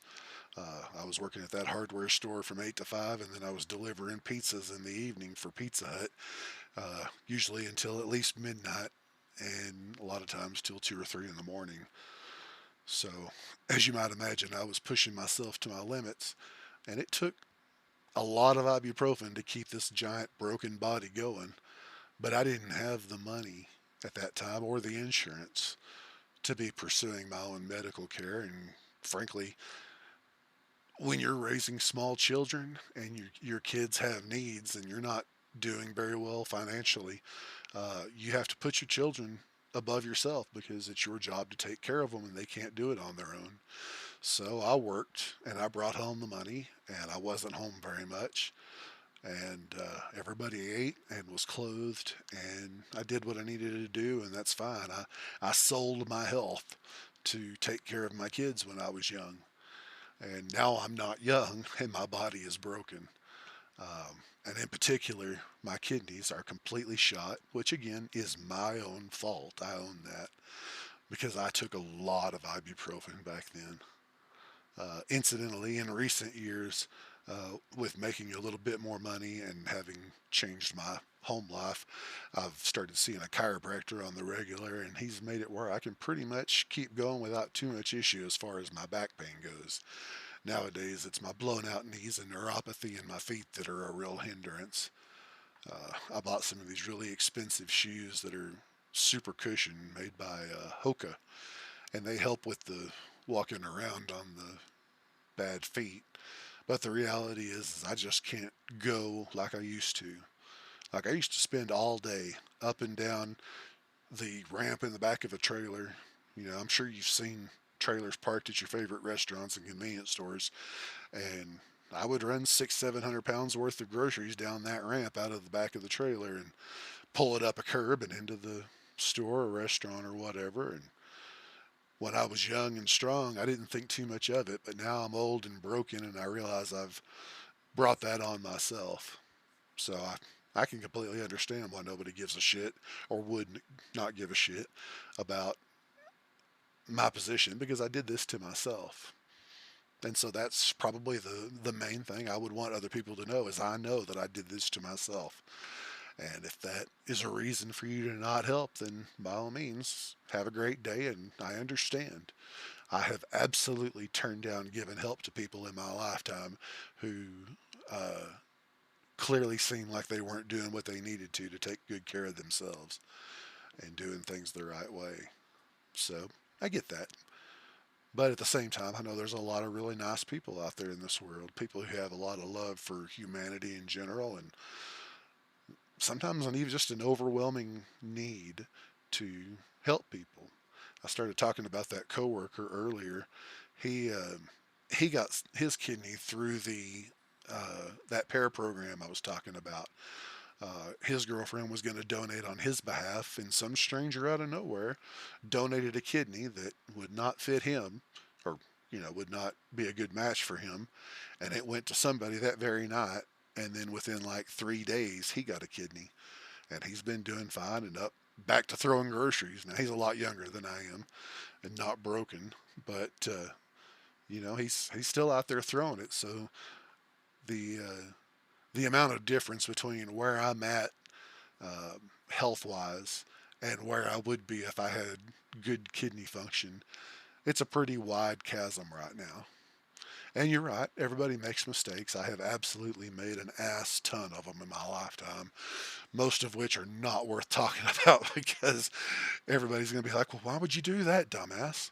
Or, uh, you don't find out until 16 years in that your wife is not really interested in being there and feels like it was a bad choice. I tell you what, that broke me. And for like a year or so, I was in a bad way. I spent 3 months crying. I got down to weight real easy back then because, man, all I did was cry and not eat and work.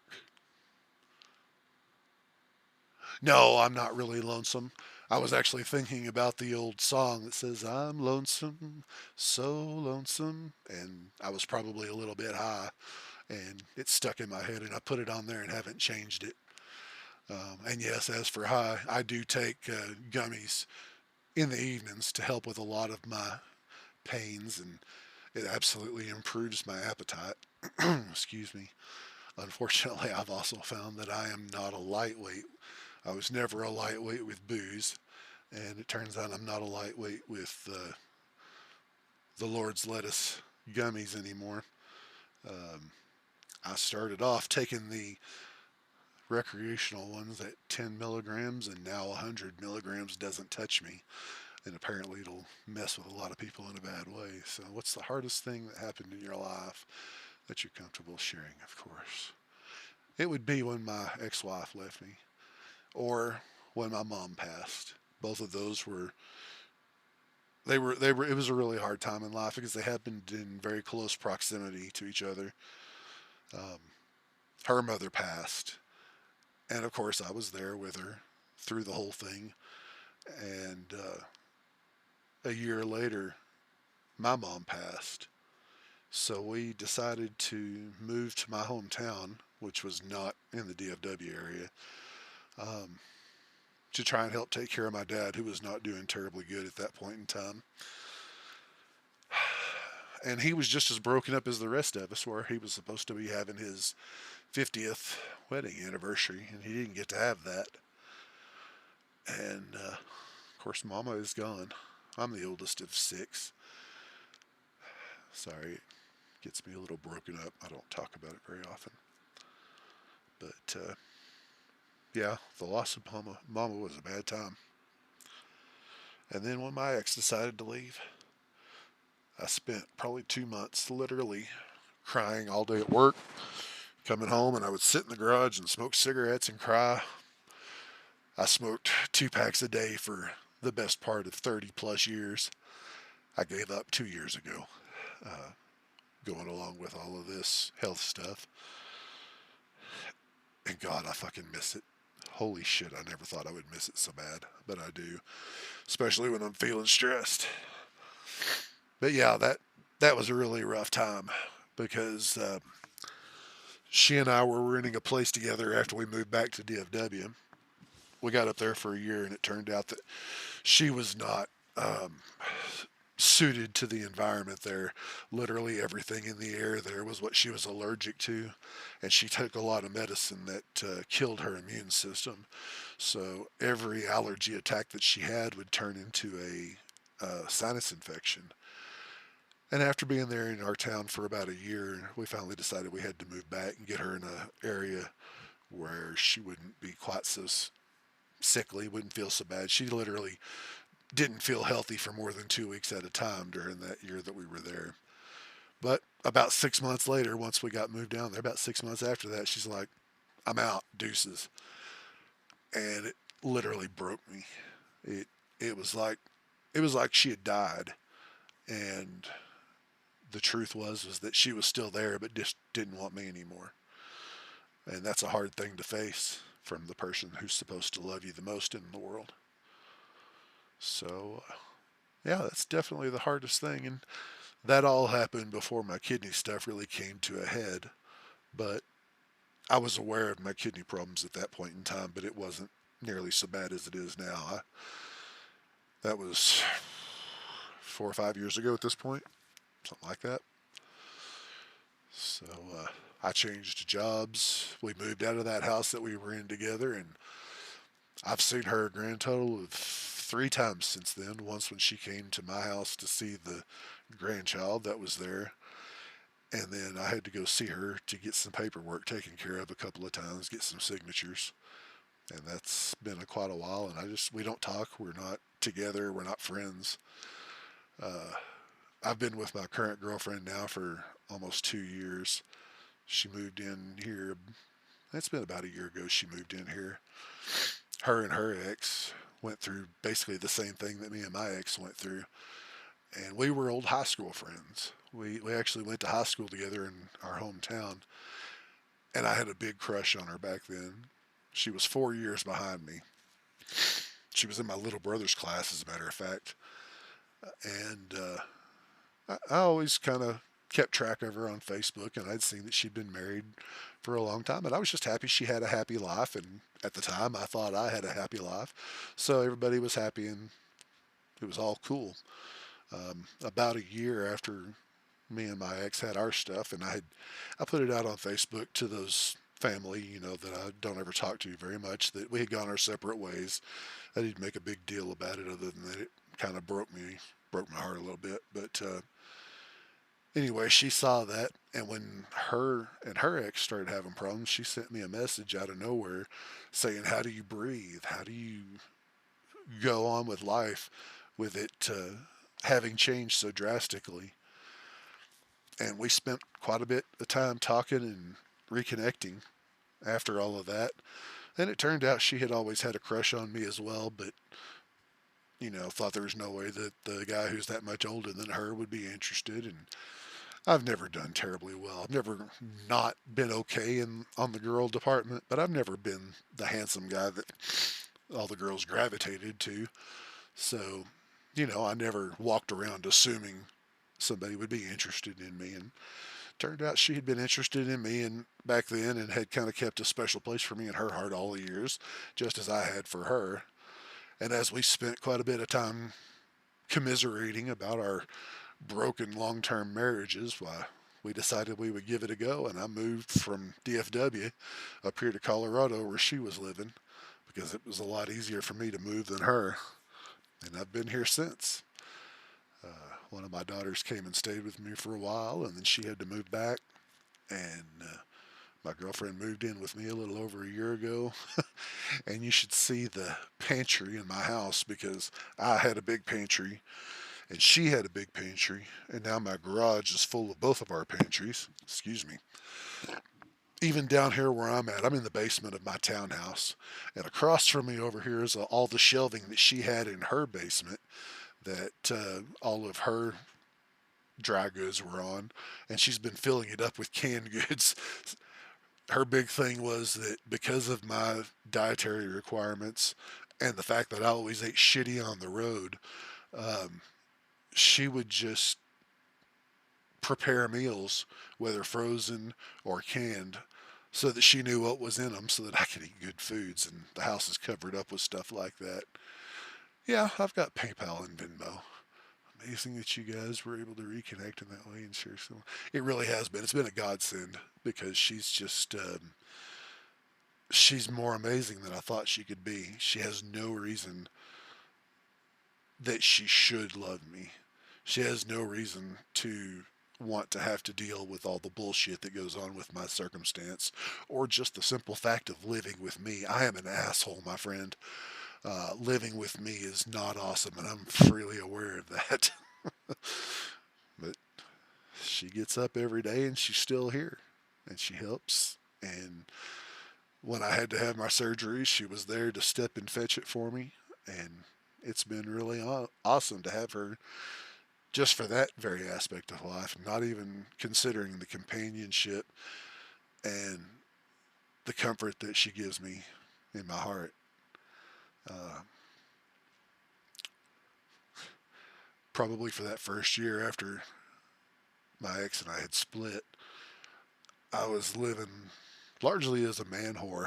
you know, I had a couple of F buddies who both knew about each other. I wasn't, you know, messing with anybody's world or anything. But, I was like, I don't want to have a relationship per se. I'm not really ready for that. But we did our thing and they got hooked. And what is my Venmo? I don't actually know. I so rarely use it. Give me a second and I'll find out. I appreciate you thinking of me and wanting to donate. Please don't feel like you need to do anything really drastic. Um, I'm not struggling in that regard. Let's see, how do I find myself? Me. It is at Jada, Jada dash Lewis, my last name, and dash 74. And let me see if I can type that in there.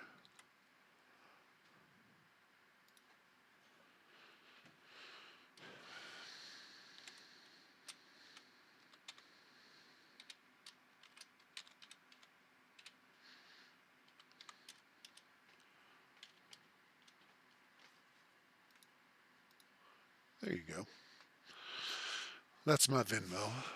And I really appreciate you thinking of me and wanting to do something nice. And whatever TikTok that you're going to put out using what I've talked about, feel free. I hope you get lots of views for your channel. And, I appreciate you thinking of me and wanting to come by and visit. I have a bad habit of looking up at the text because the monitor above has the chats for all these things. And the camera is right there in between it, so I'm sure it looks weird. But I can't say how much I appreciate you thinking of me in that regard. Because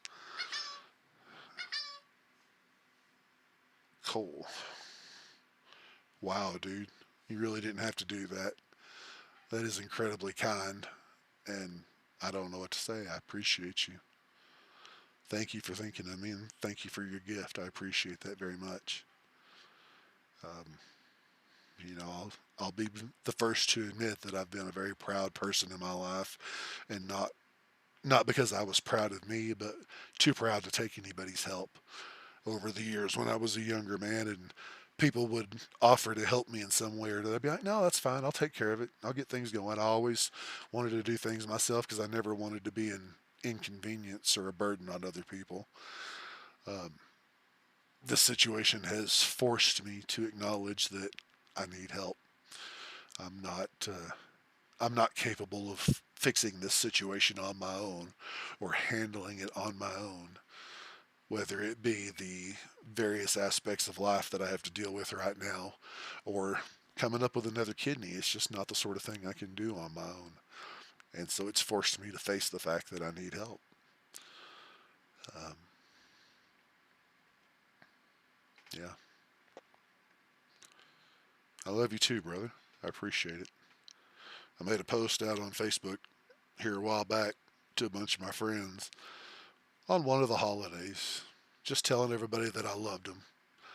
Because as I find myself facing the possibility of life ending, a lot more than you ever think about it when you're a young man. And no, I'm not sitting here being burdened or worried about it. But when you think about it and you realize it's getting a lot close, I am absolutely closer to that than I was to the day of my birth.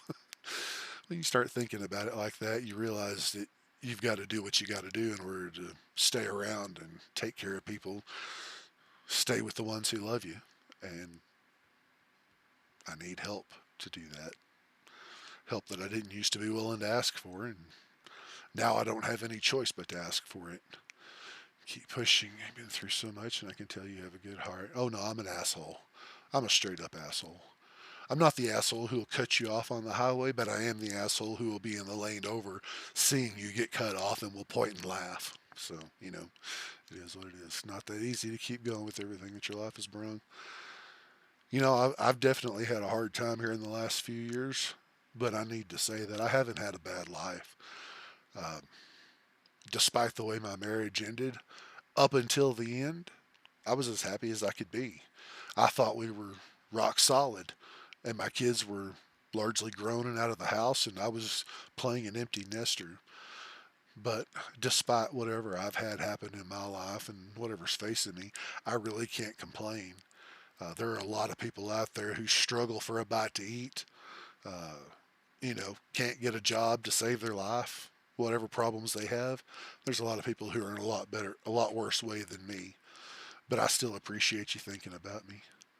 And sure, everybody has a little good deep down, and I like to think I'm a good person, and I appreciate you saying so. But I am an asshole. uh, I'm, I'm a little bit of an asshole, but I'm a funny asshole. Let's put it that way. I'm not an asshole who means anybody any harm or discontent in their life. I'm just an asshole who does things that are funny, or at least I think they're funny. Anyhow, I appreciate you asking about me. Better than just a straight A hole, yeah. Yeah. All right. Now that I have stirred up my emotions, if you'll give me just a second, I'm going to mute everything and blow my nose.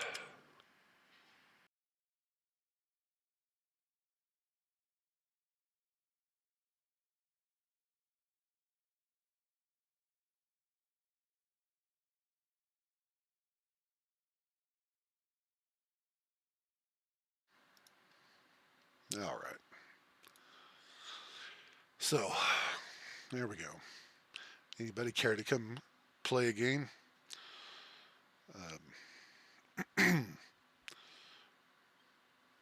It's always a good time to run around and frag people.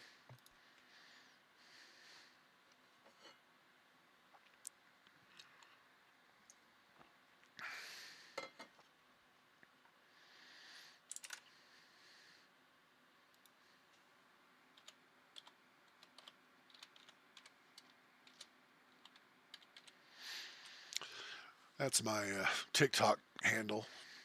Send me a link when you get your things going, and I'll be happy to check out your channel. One more thing, what are the specific requirements someone would need to be your kidney donor? Usually it's things like checking out your own health. They would have to uh, submit to some testing that incidentally my insurance would pay for whoever wants to donate on my behalf. If you go to have the testing done, my insurance will pay for it. But you got to do that. Make sure that you're healthy enough to donate. Um, you have to get a series of vaccines if you haven't already been up to date on those. I've always been very against the COVID vaccine, but I had to take it. That was the last thing I had to take, and so that's been done. Now I just have to lose weight. But anybody else who cares to, they can look at that link that I sent you. And no, it doesn't have to be anybody tall like myself. Um, just a kidney. Doesn't really matter where it comes from. Obviously, the older the person, the more likely it's going to be that their kidney won't last as long as, say, a younger one did. But frankly, it doesn't really matter. Whatever kidney will keep me going is a kidney that I'll be happy to have. Um, but anyway, if somebody wants to do it, they can follow that link to uclivingdonor.org, and they will get in touch with you. They'll talk to you about whatever you might need to do. And you don't have to be a giant like me. You don't have to be old, just whatever. And, if anybody that you run into would consider it even, That would mean more to me than I know how to express to strangers in the internet online. But it would mean a lot to me, even if I never knew about it. Obviously, it would still be an awesome thing for somebody to do. And if you go and get tested and they say for whatever reason you're not a match, anybody who happens to do that, I just want them to know that they did a nice thing, and I appreciate the effort and the consideration, the thought, the intention to do something good like that. Hi, baby. They have to put your name in there, but I just want to I would love a coffee refill. Thank you so much. Appreciate all this, I'll see what I can do. Keep pushing and try to be a little better of a man. Man, that's all I can do. I there's a lot of ways in life that I'm not awesome, but being a good person for the good woman who is taking care of me has been the main thing that pushed me in that direction. Um, my kids are all grown. They don't live anywhere near me, so they don't see how dad behaves on a regular basis. So I don't have to be a good person for them anymore necessarily. But this young woman that I love so much, I need to be here for her. And she loves me, and I don't want her heart to be broken. So I got to stay around. And as much as I enjoyed my cigarettes all of my lifetime, I gave those things up so that I could be healthy and be here with her. I still crave them terribly every single day. But yeah, you got to make choices that are better for your life.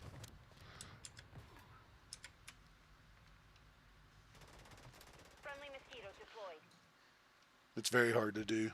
I uh, The enemy's I basically had to wean myself down to 2 or 3 a day, and then get on some drugs that would help with it. And they worked.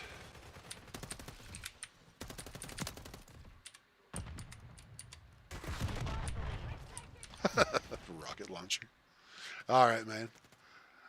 If you happen to hang around, I appreciate it. If you want to come play, that's awesome too. But I appreciate you chatting. Accidentally sent mid message. Hey, no problem. No problem at all. I do it all the time. Jump.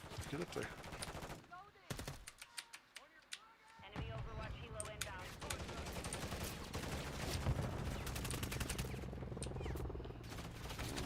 Hostile SAE near your position. Shit.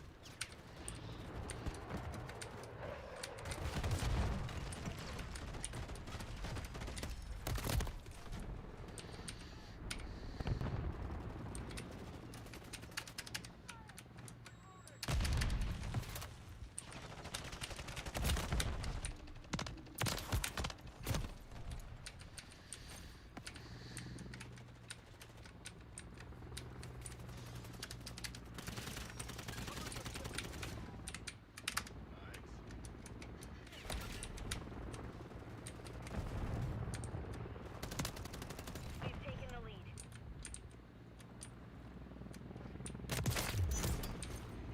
Friendly UAV on station. All right, Carv. I appreciate you too, man.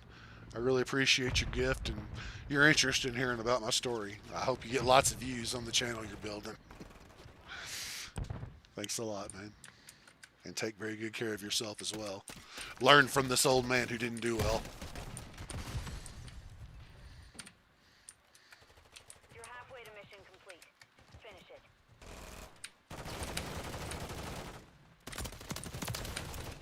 Friendly UAV online.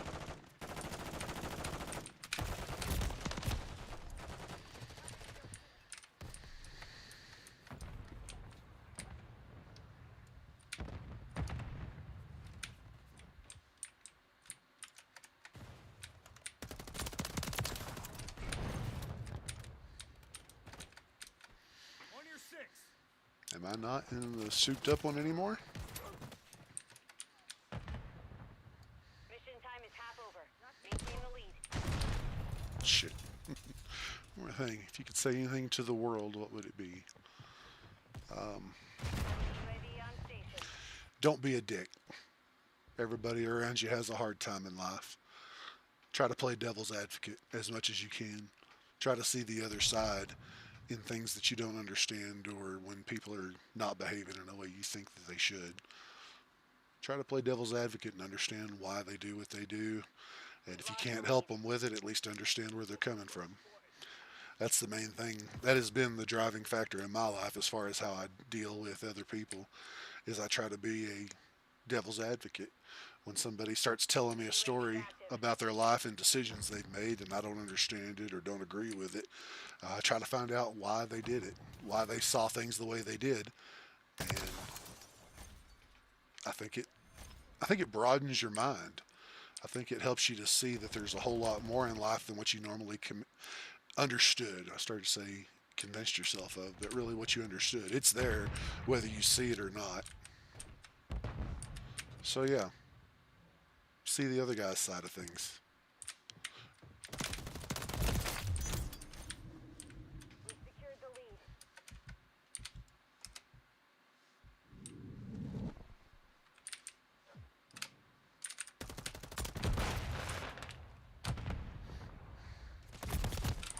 Shit. You too. Take it easy, buddy. I really, really appreciate you.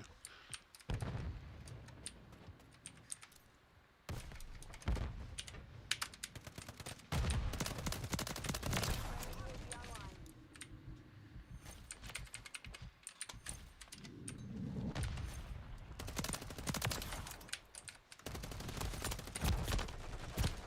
Shit, ran out of bullets.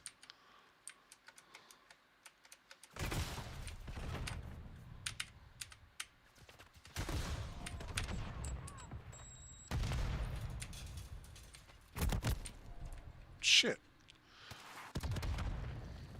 The enemy's taken the lead.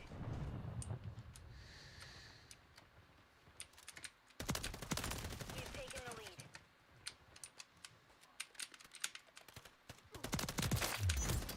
Friendly UAV on station.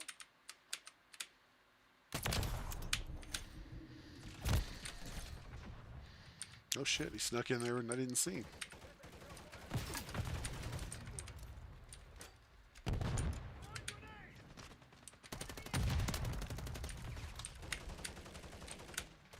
Come on, stick your head out.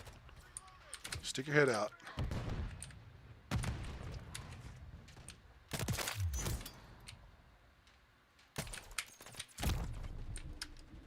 Secured the lead. Thank you, love. I appreciate it. Friendly mosquito active.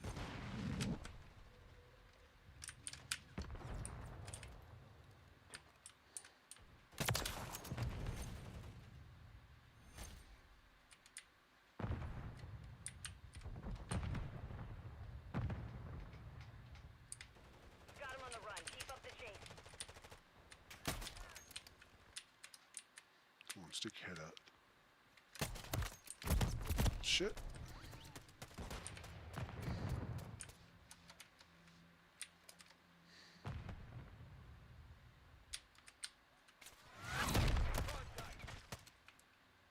The mission is complete. Good work. Alright. Wow, that's hot.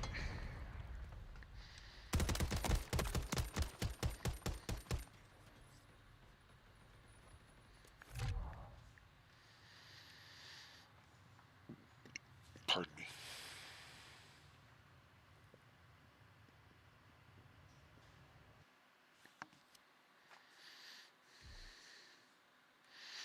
Ace, you still with me?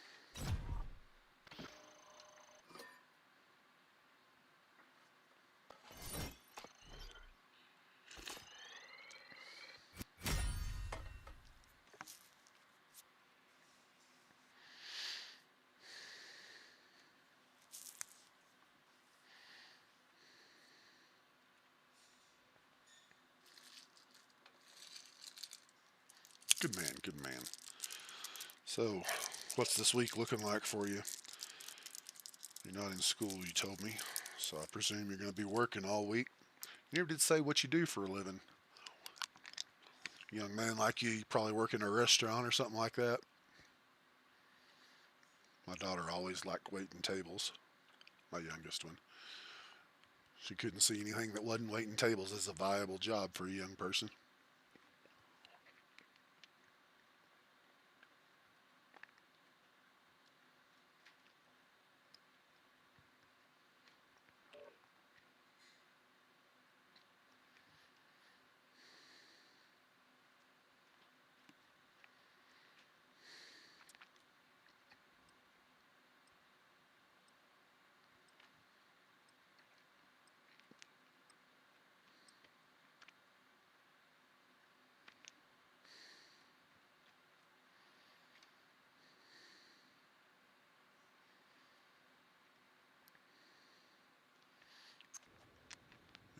Packaging line sets for refrigerators. Right on. That's really good. I know a lot of young people that never take on what I would call a real job, you know, that has a steady income and benefits and whatnot. Kill confirmed. So I'm Eliminate proud all of you for hostiles in the area. taking one Grab on. their tags.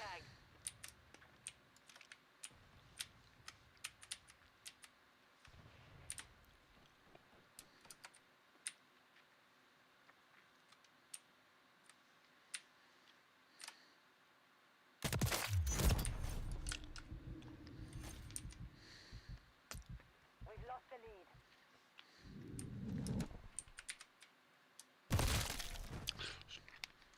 Just as soon as I saw him, I couldn't do anything about it.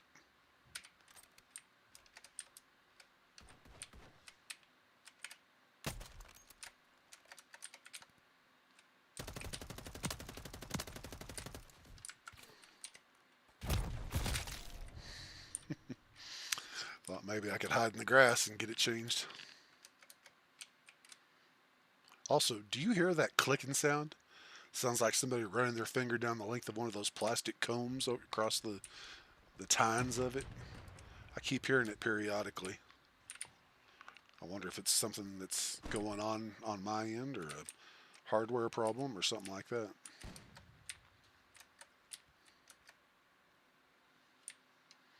It doesn't happen all the time, but just right before I was asking about it, I kept hearing it. Oh, Hostile UAV in the area.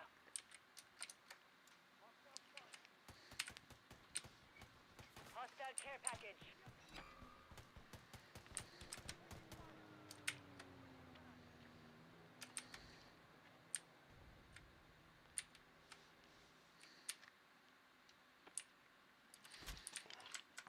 meantime, I need to learn stocks. Friendly precision airstrike inbound. So I'll tell you what Friendly would be a UAV really good online. thing for you to do Hostile mosquito is online.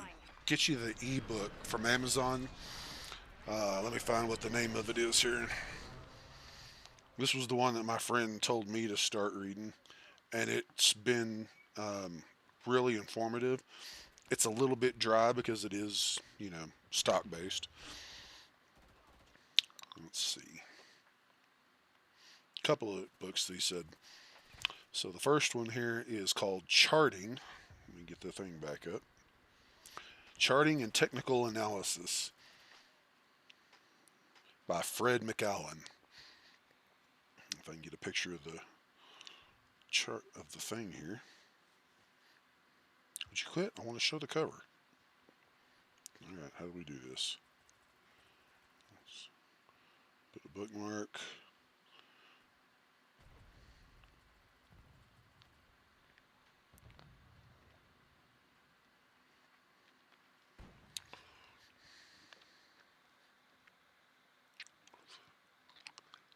Charting and Technical Analysis. Alright, cool. Glad you don't hear it. By Fred McAllen. That has been really good. And then there's another one that's called Trading the Trend. And it's all about figuring out how to identify the trends of stocks and learn what you should do with them, you know, what choices you should make. So it's been really good in that regard.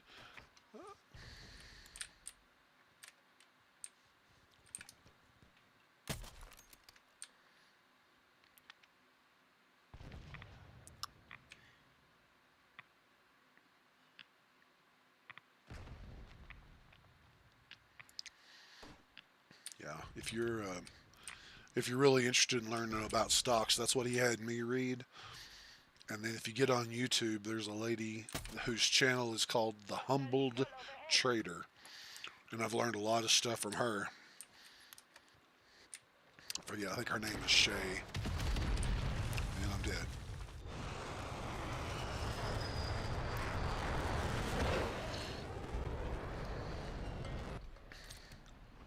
The thing about watching people on YouTube is you got to be really careful because there's a lot of people that really don't have any business giving advice or trying to give advice.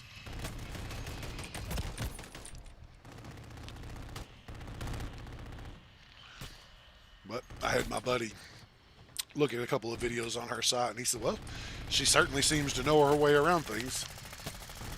Her strategy ideas were good. So I've been watching her videos for quite a while.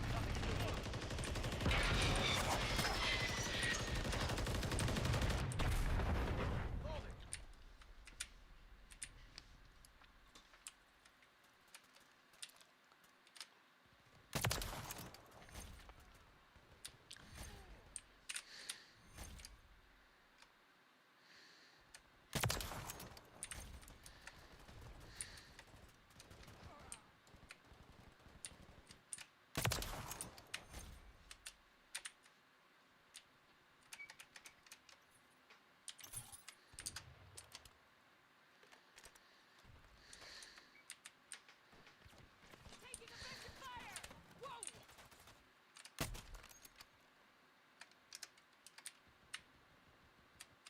Bomb ready. The enemy is gaining ground. Push them back. Hostile UAV in the area. Notch one. Cluster mine ready. On your side!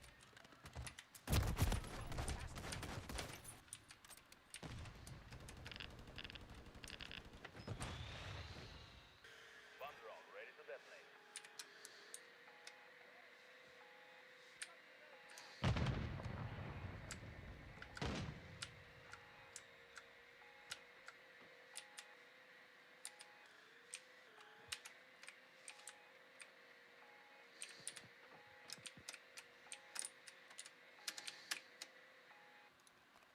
No effect on target. Well, that didn't work good. A bad 13 for the paperback and 50 for the hardcover. Yeah, and if you get the electronic version, it's like $5 a piece for each of those books, so you can have them on your phone or tablet or whatever and read them at your leisure.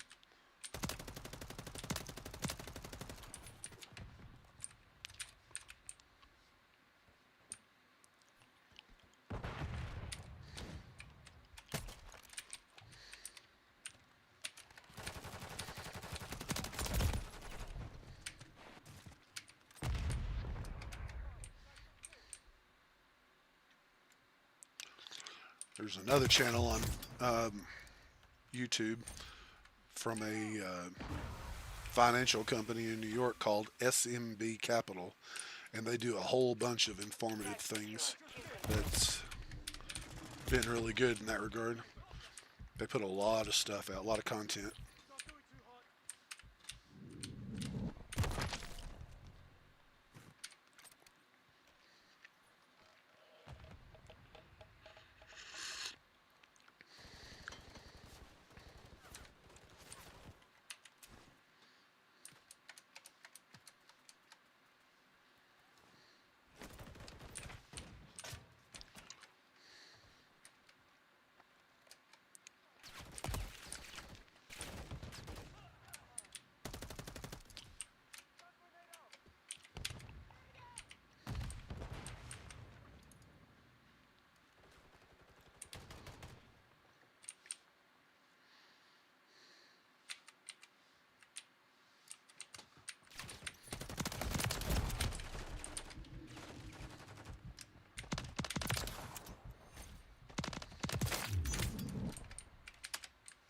Kill confirmed.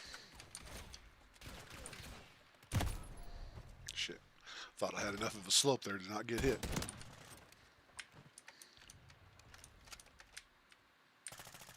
Final minute.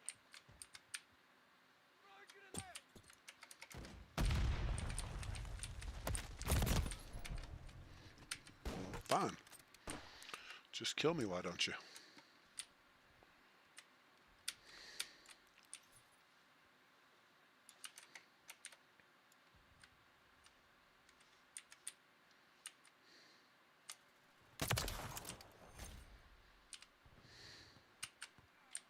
Seconds left.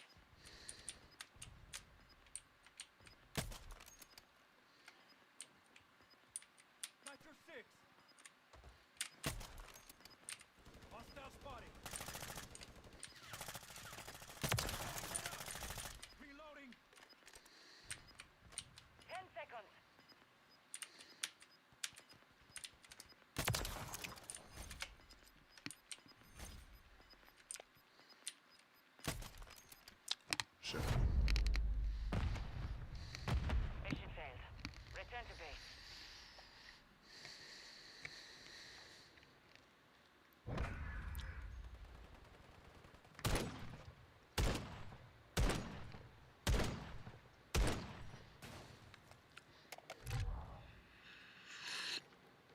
reminds me, I did mean to spend some time leveling that particular gun up.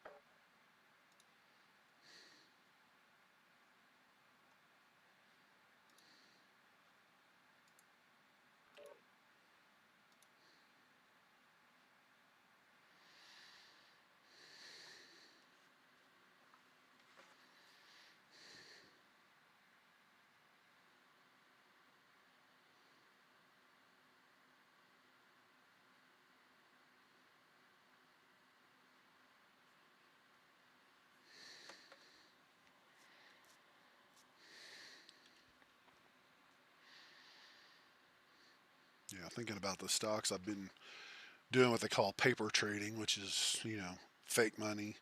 Um, you get to start an account with the brokerage, but trade fake money so that you can track and see how well you're doing or losing as the case may be. I've been using that for a while now, and I'm getting just about ready to start actually trying it with some real money, but we'll see. I'm still a little leery of it.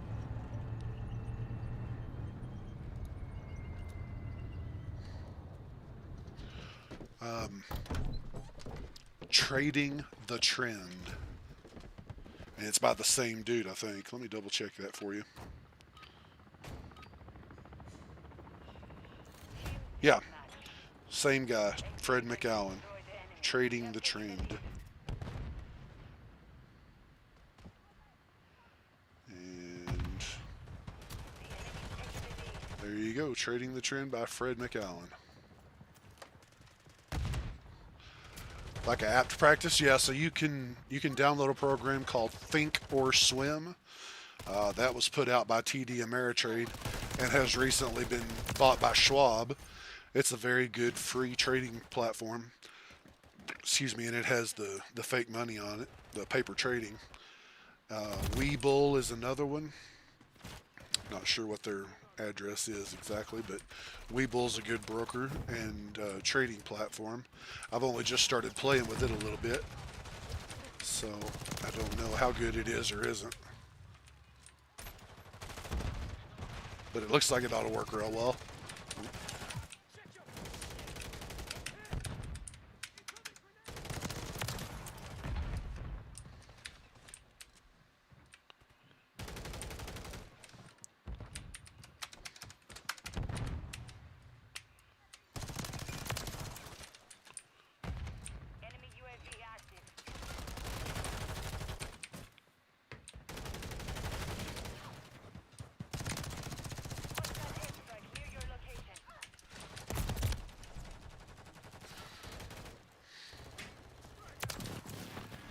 That Thinkorswim has a lot of educational tools built into it as well. There's an entire section on TD Ameritrade about teaching you how to use things and teaching you how to read the charts and whatnot.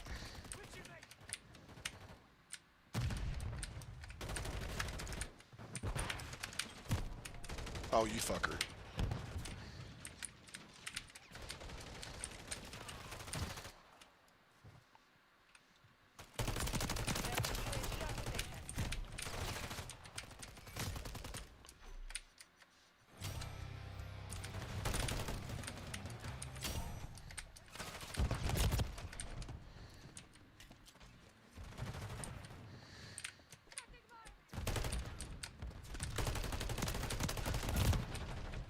God damn it. Too much going on. I can't see it all.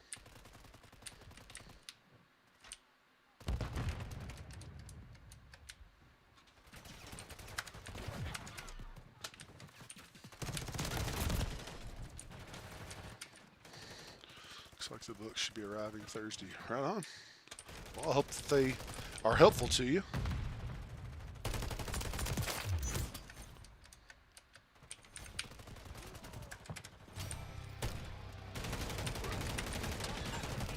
Fight back. Enemy precision airstrikes. Find cover. Friendly UAV online. Hostile UAV in area. Hostile mosquito is online. Well, shit. Yeah, I'm sucking it up.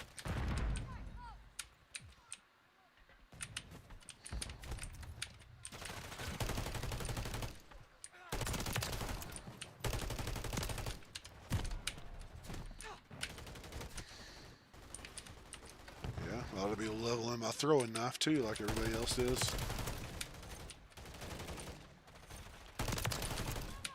I keep hearing it. Knife flying past me every little bit. Friendly UAV on station.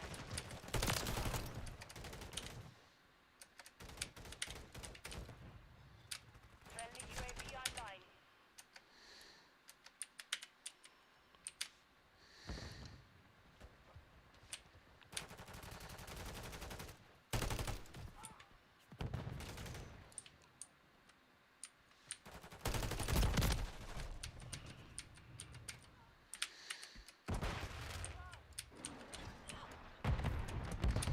Friendly missile deployed.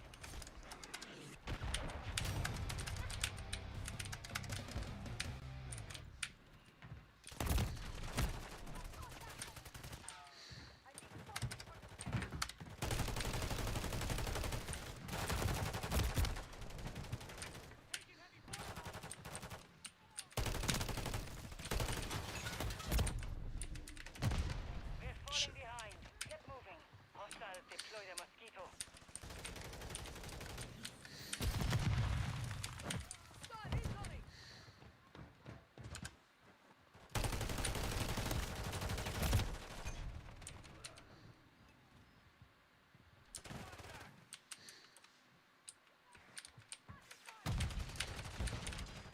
Hostile care package deployed.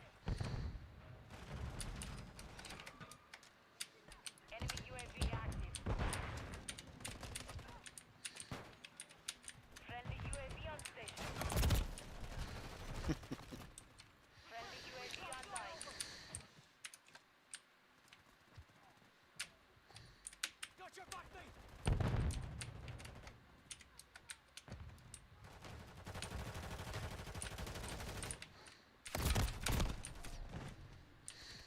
Enemy spotted! Reloading! One is coming! On your six, changing mags! Hostile Guardian has been deployed. Flash out! Enemy in the AO!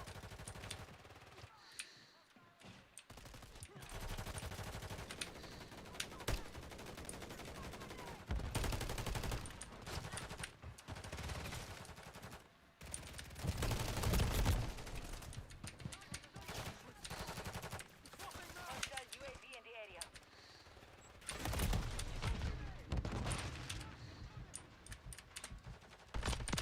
Losing ground. It was a good knife. Friendly SAE on the way.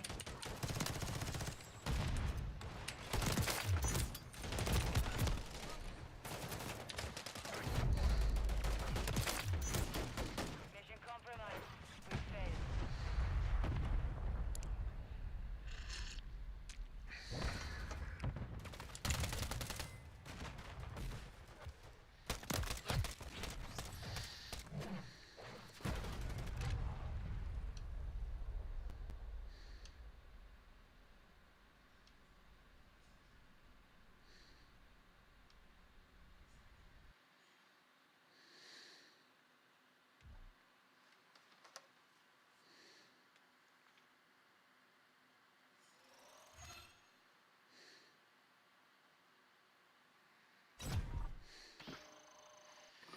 It's gonna be time to find some dinner here in a little bit.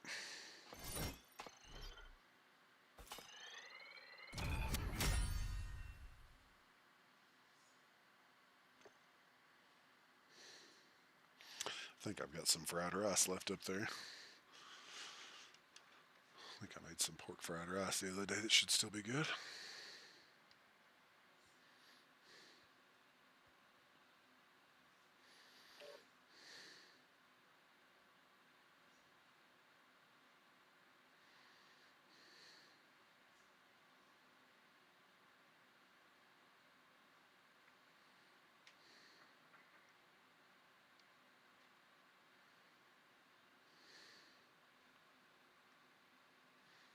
Didn't play that one today.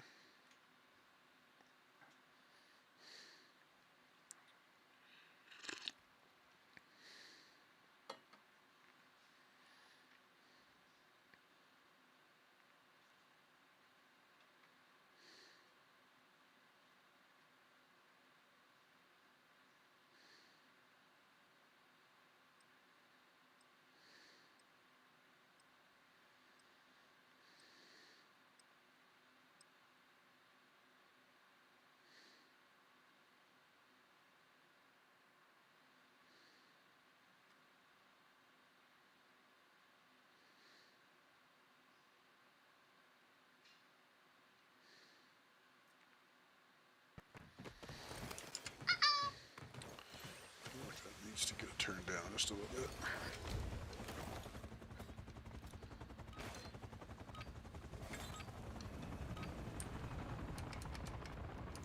Kill confirmed. Eliminate our foes and grab their tags.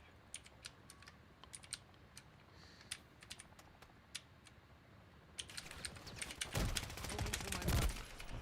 We've lost the lead. That wasn't awesome.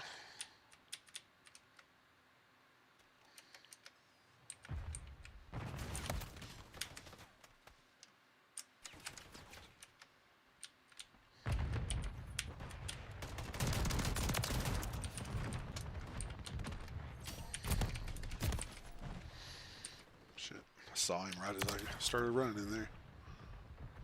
Marking enemy. Strong. Oh, I need to play with that other one too, don't I? Yeah, there we go. Alright, let's play the sniper for a little bit.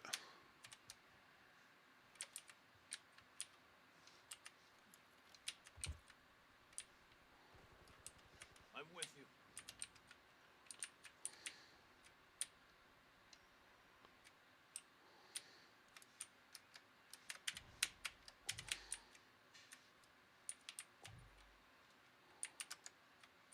Friendly UAV online.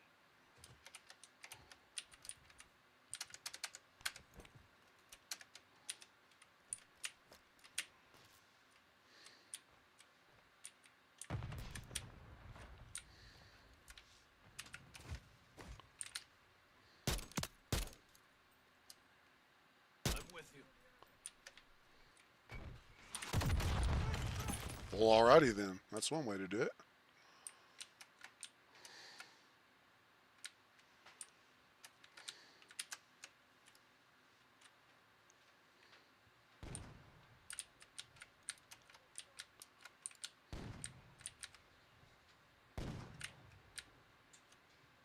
Hostile UAV in the area. How long are you playing? I was just contemplating going and getting some food. What you got? Well, it's 7:30, so if you're Oh, gonna wow. yeah. Yeah, I need to get a bite to you then. I was just curious because I was debating on whether I was gonna start the second match and That is entirely up to you and what you feel like doing. that's fine. It's not like you're going to anyways. Well, if you want to do that end of the night, I'll play this end of the night, but I haven't done that, no. I do. And that'll be my thing to do here just a little bit. But that's how it works. Well, it can work right now and I pulled the plug. Well, that's not nice. Chop, chop.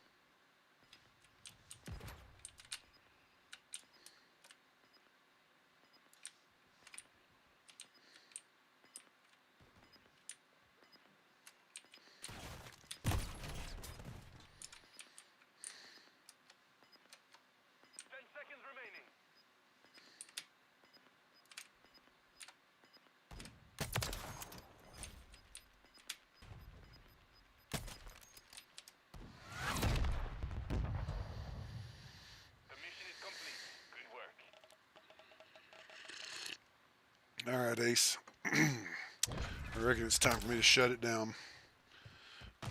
Go seek out some dinner for the night.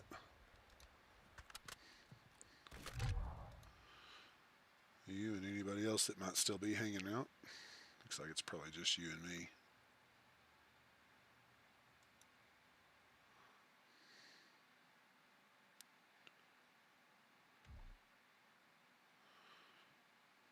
It's weird. Anyhow, it is about time for me to call it a night.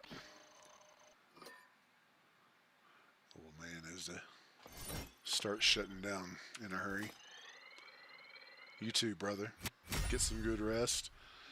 If you have to work tomorrow, I hope it's a nice, easy day. We will see you the next time we play. Have a great evening, bud. Get all this shut down here.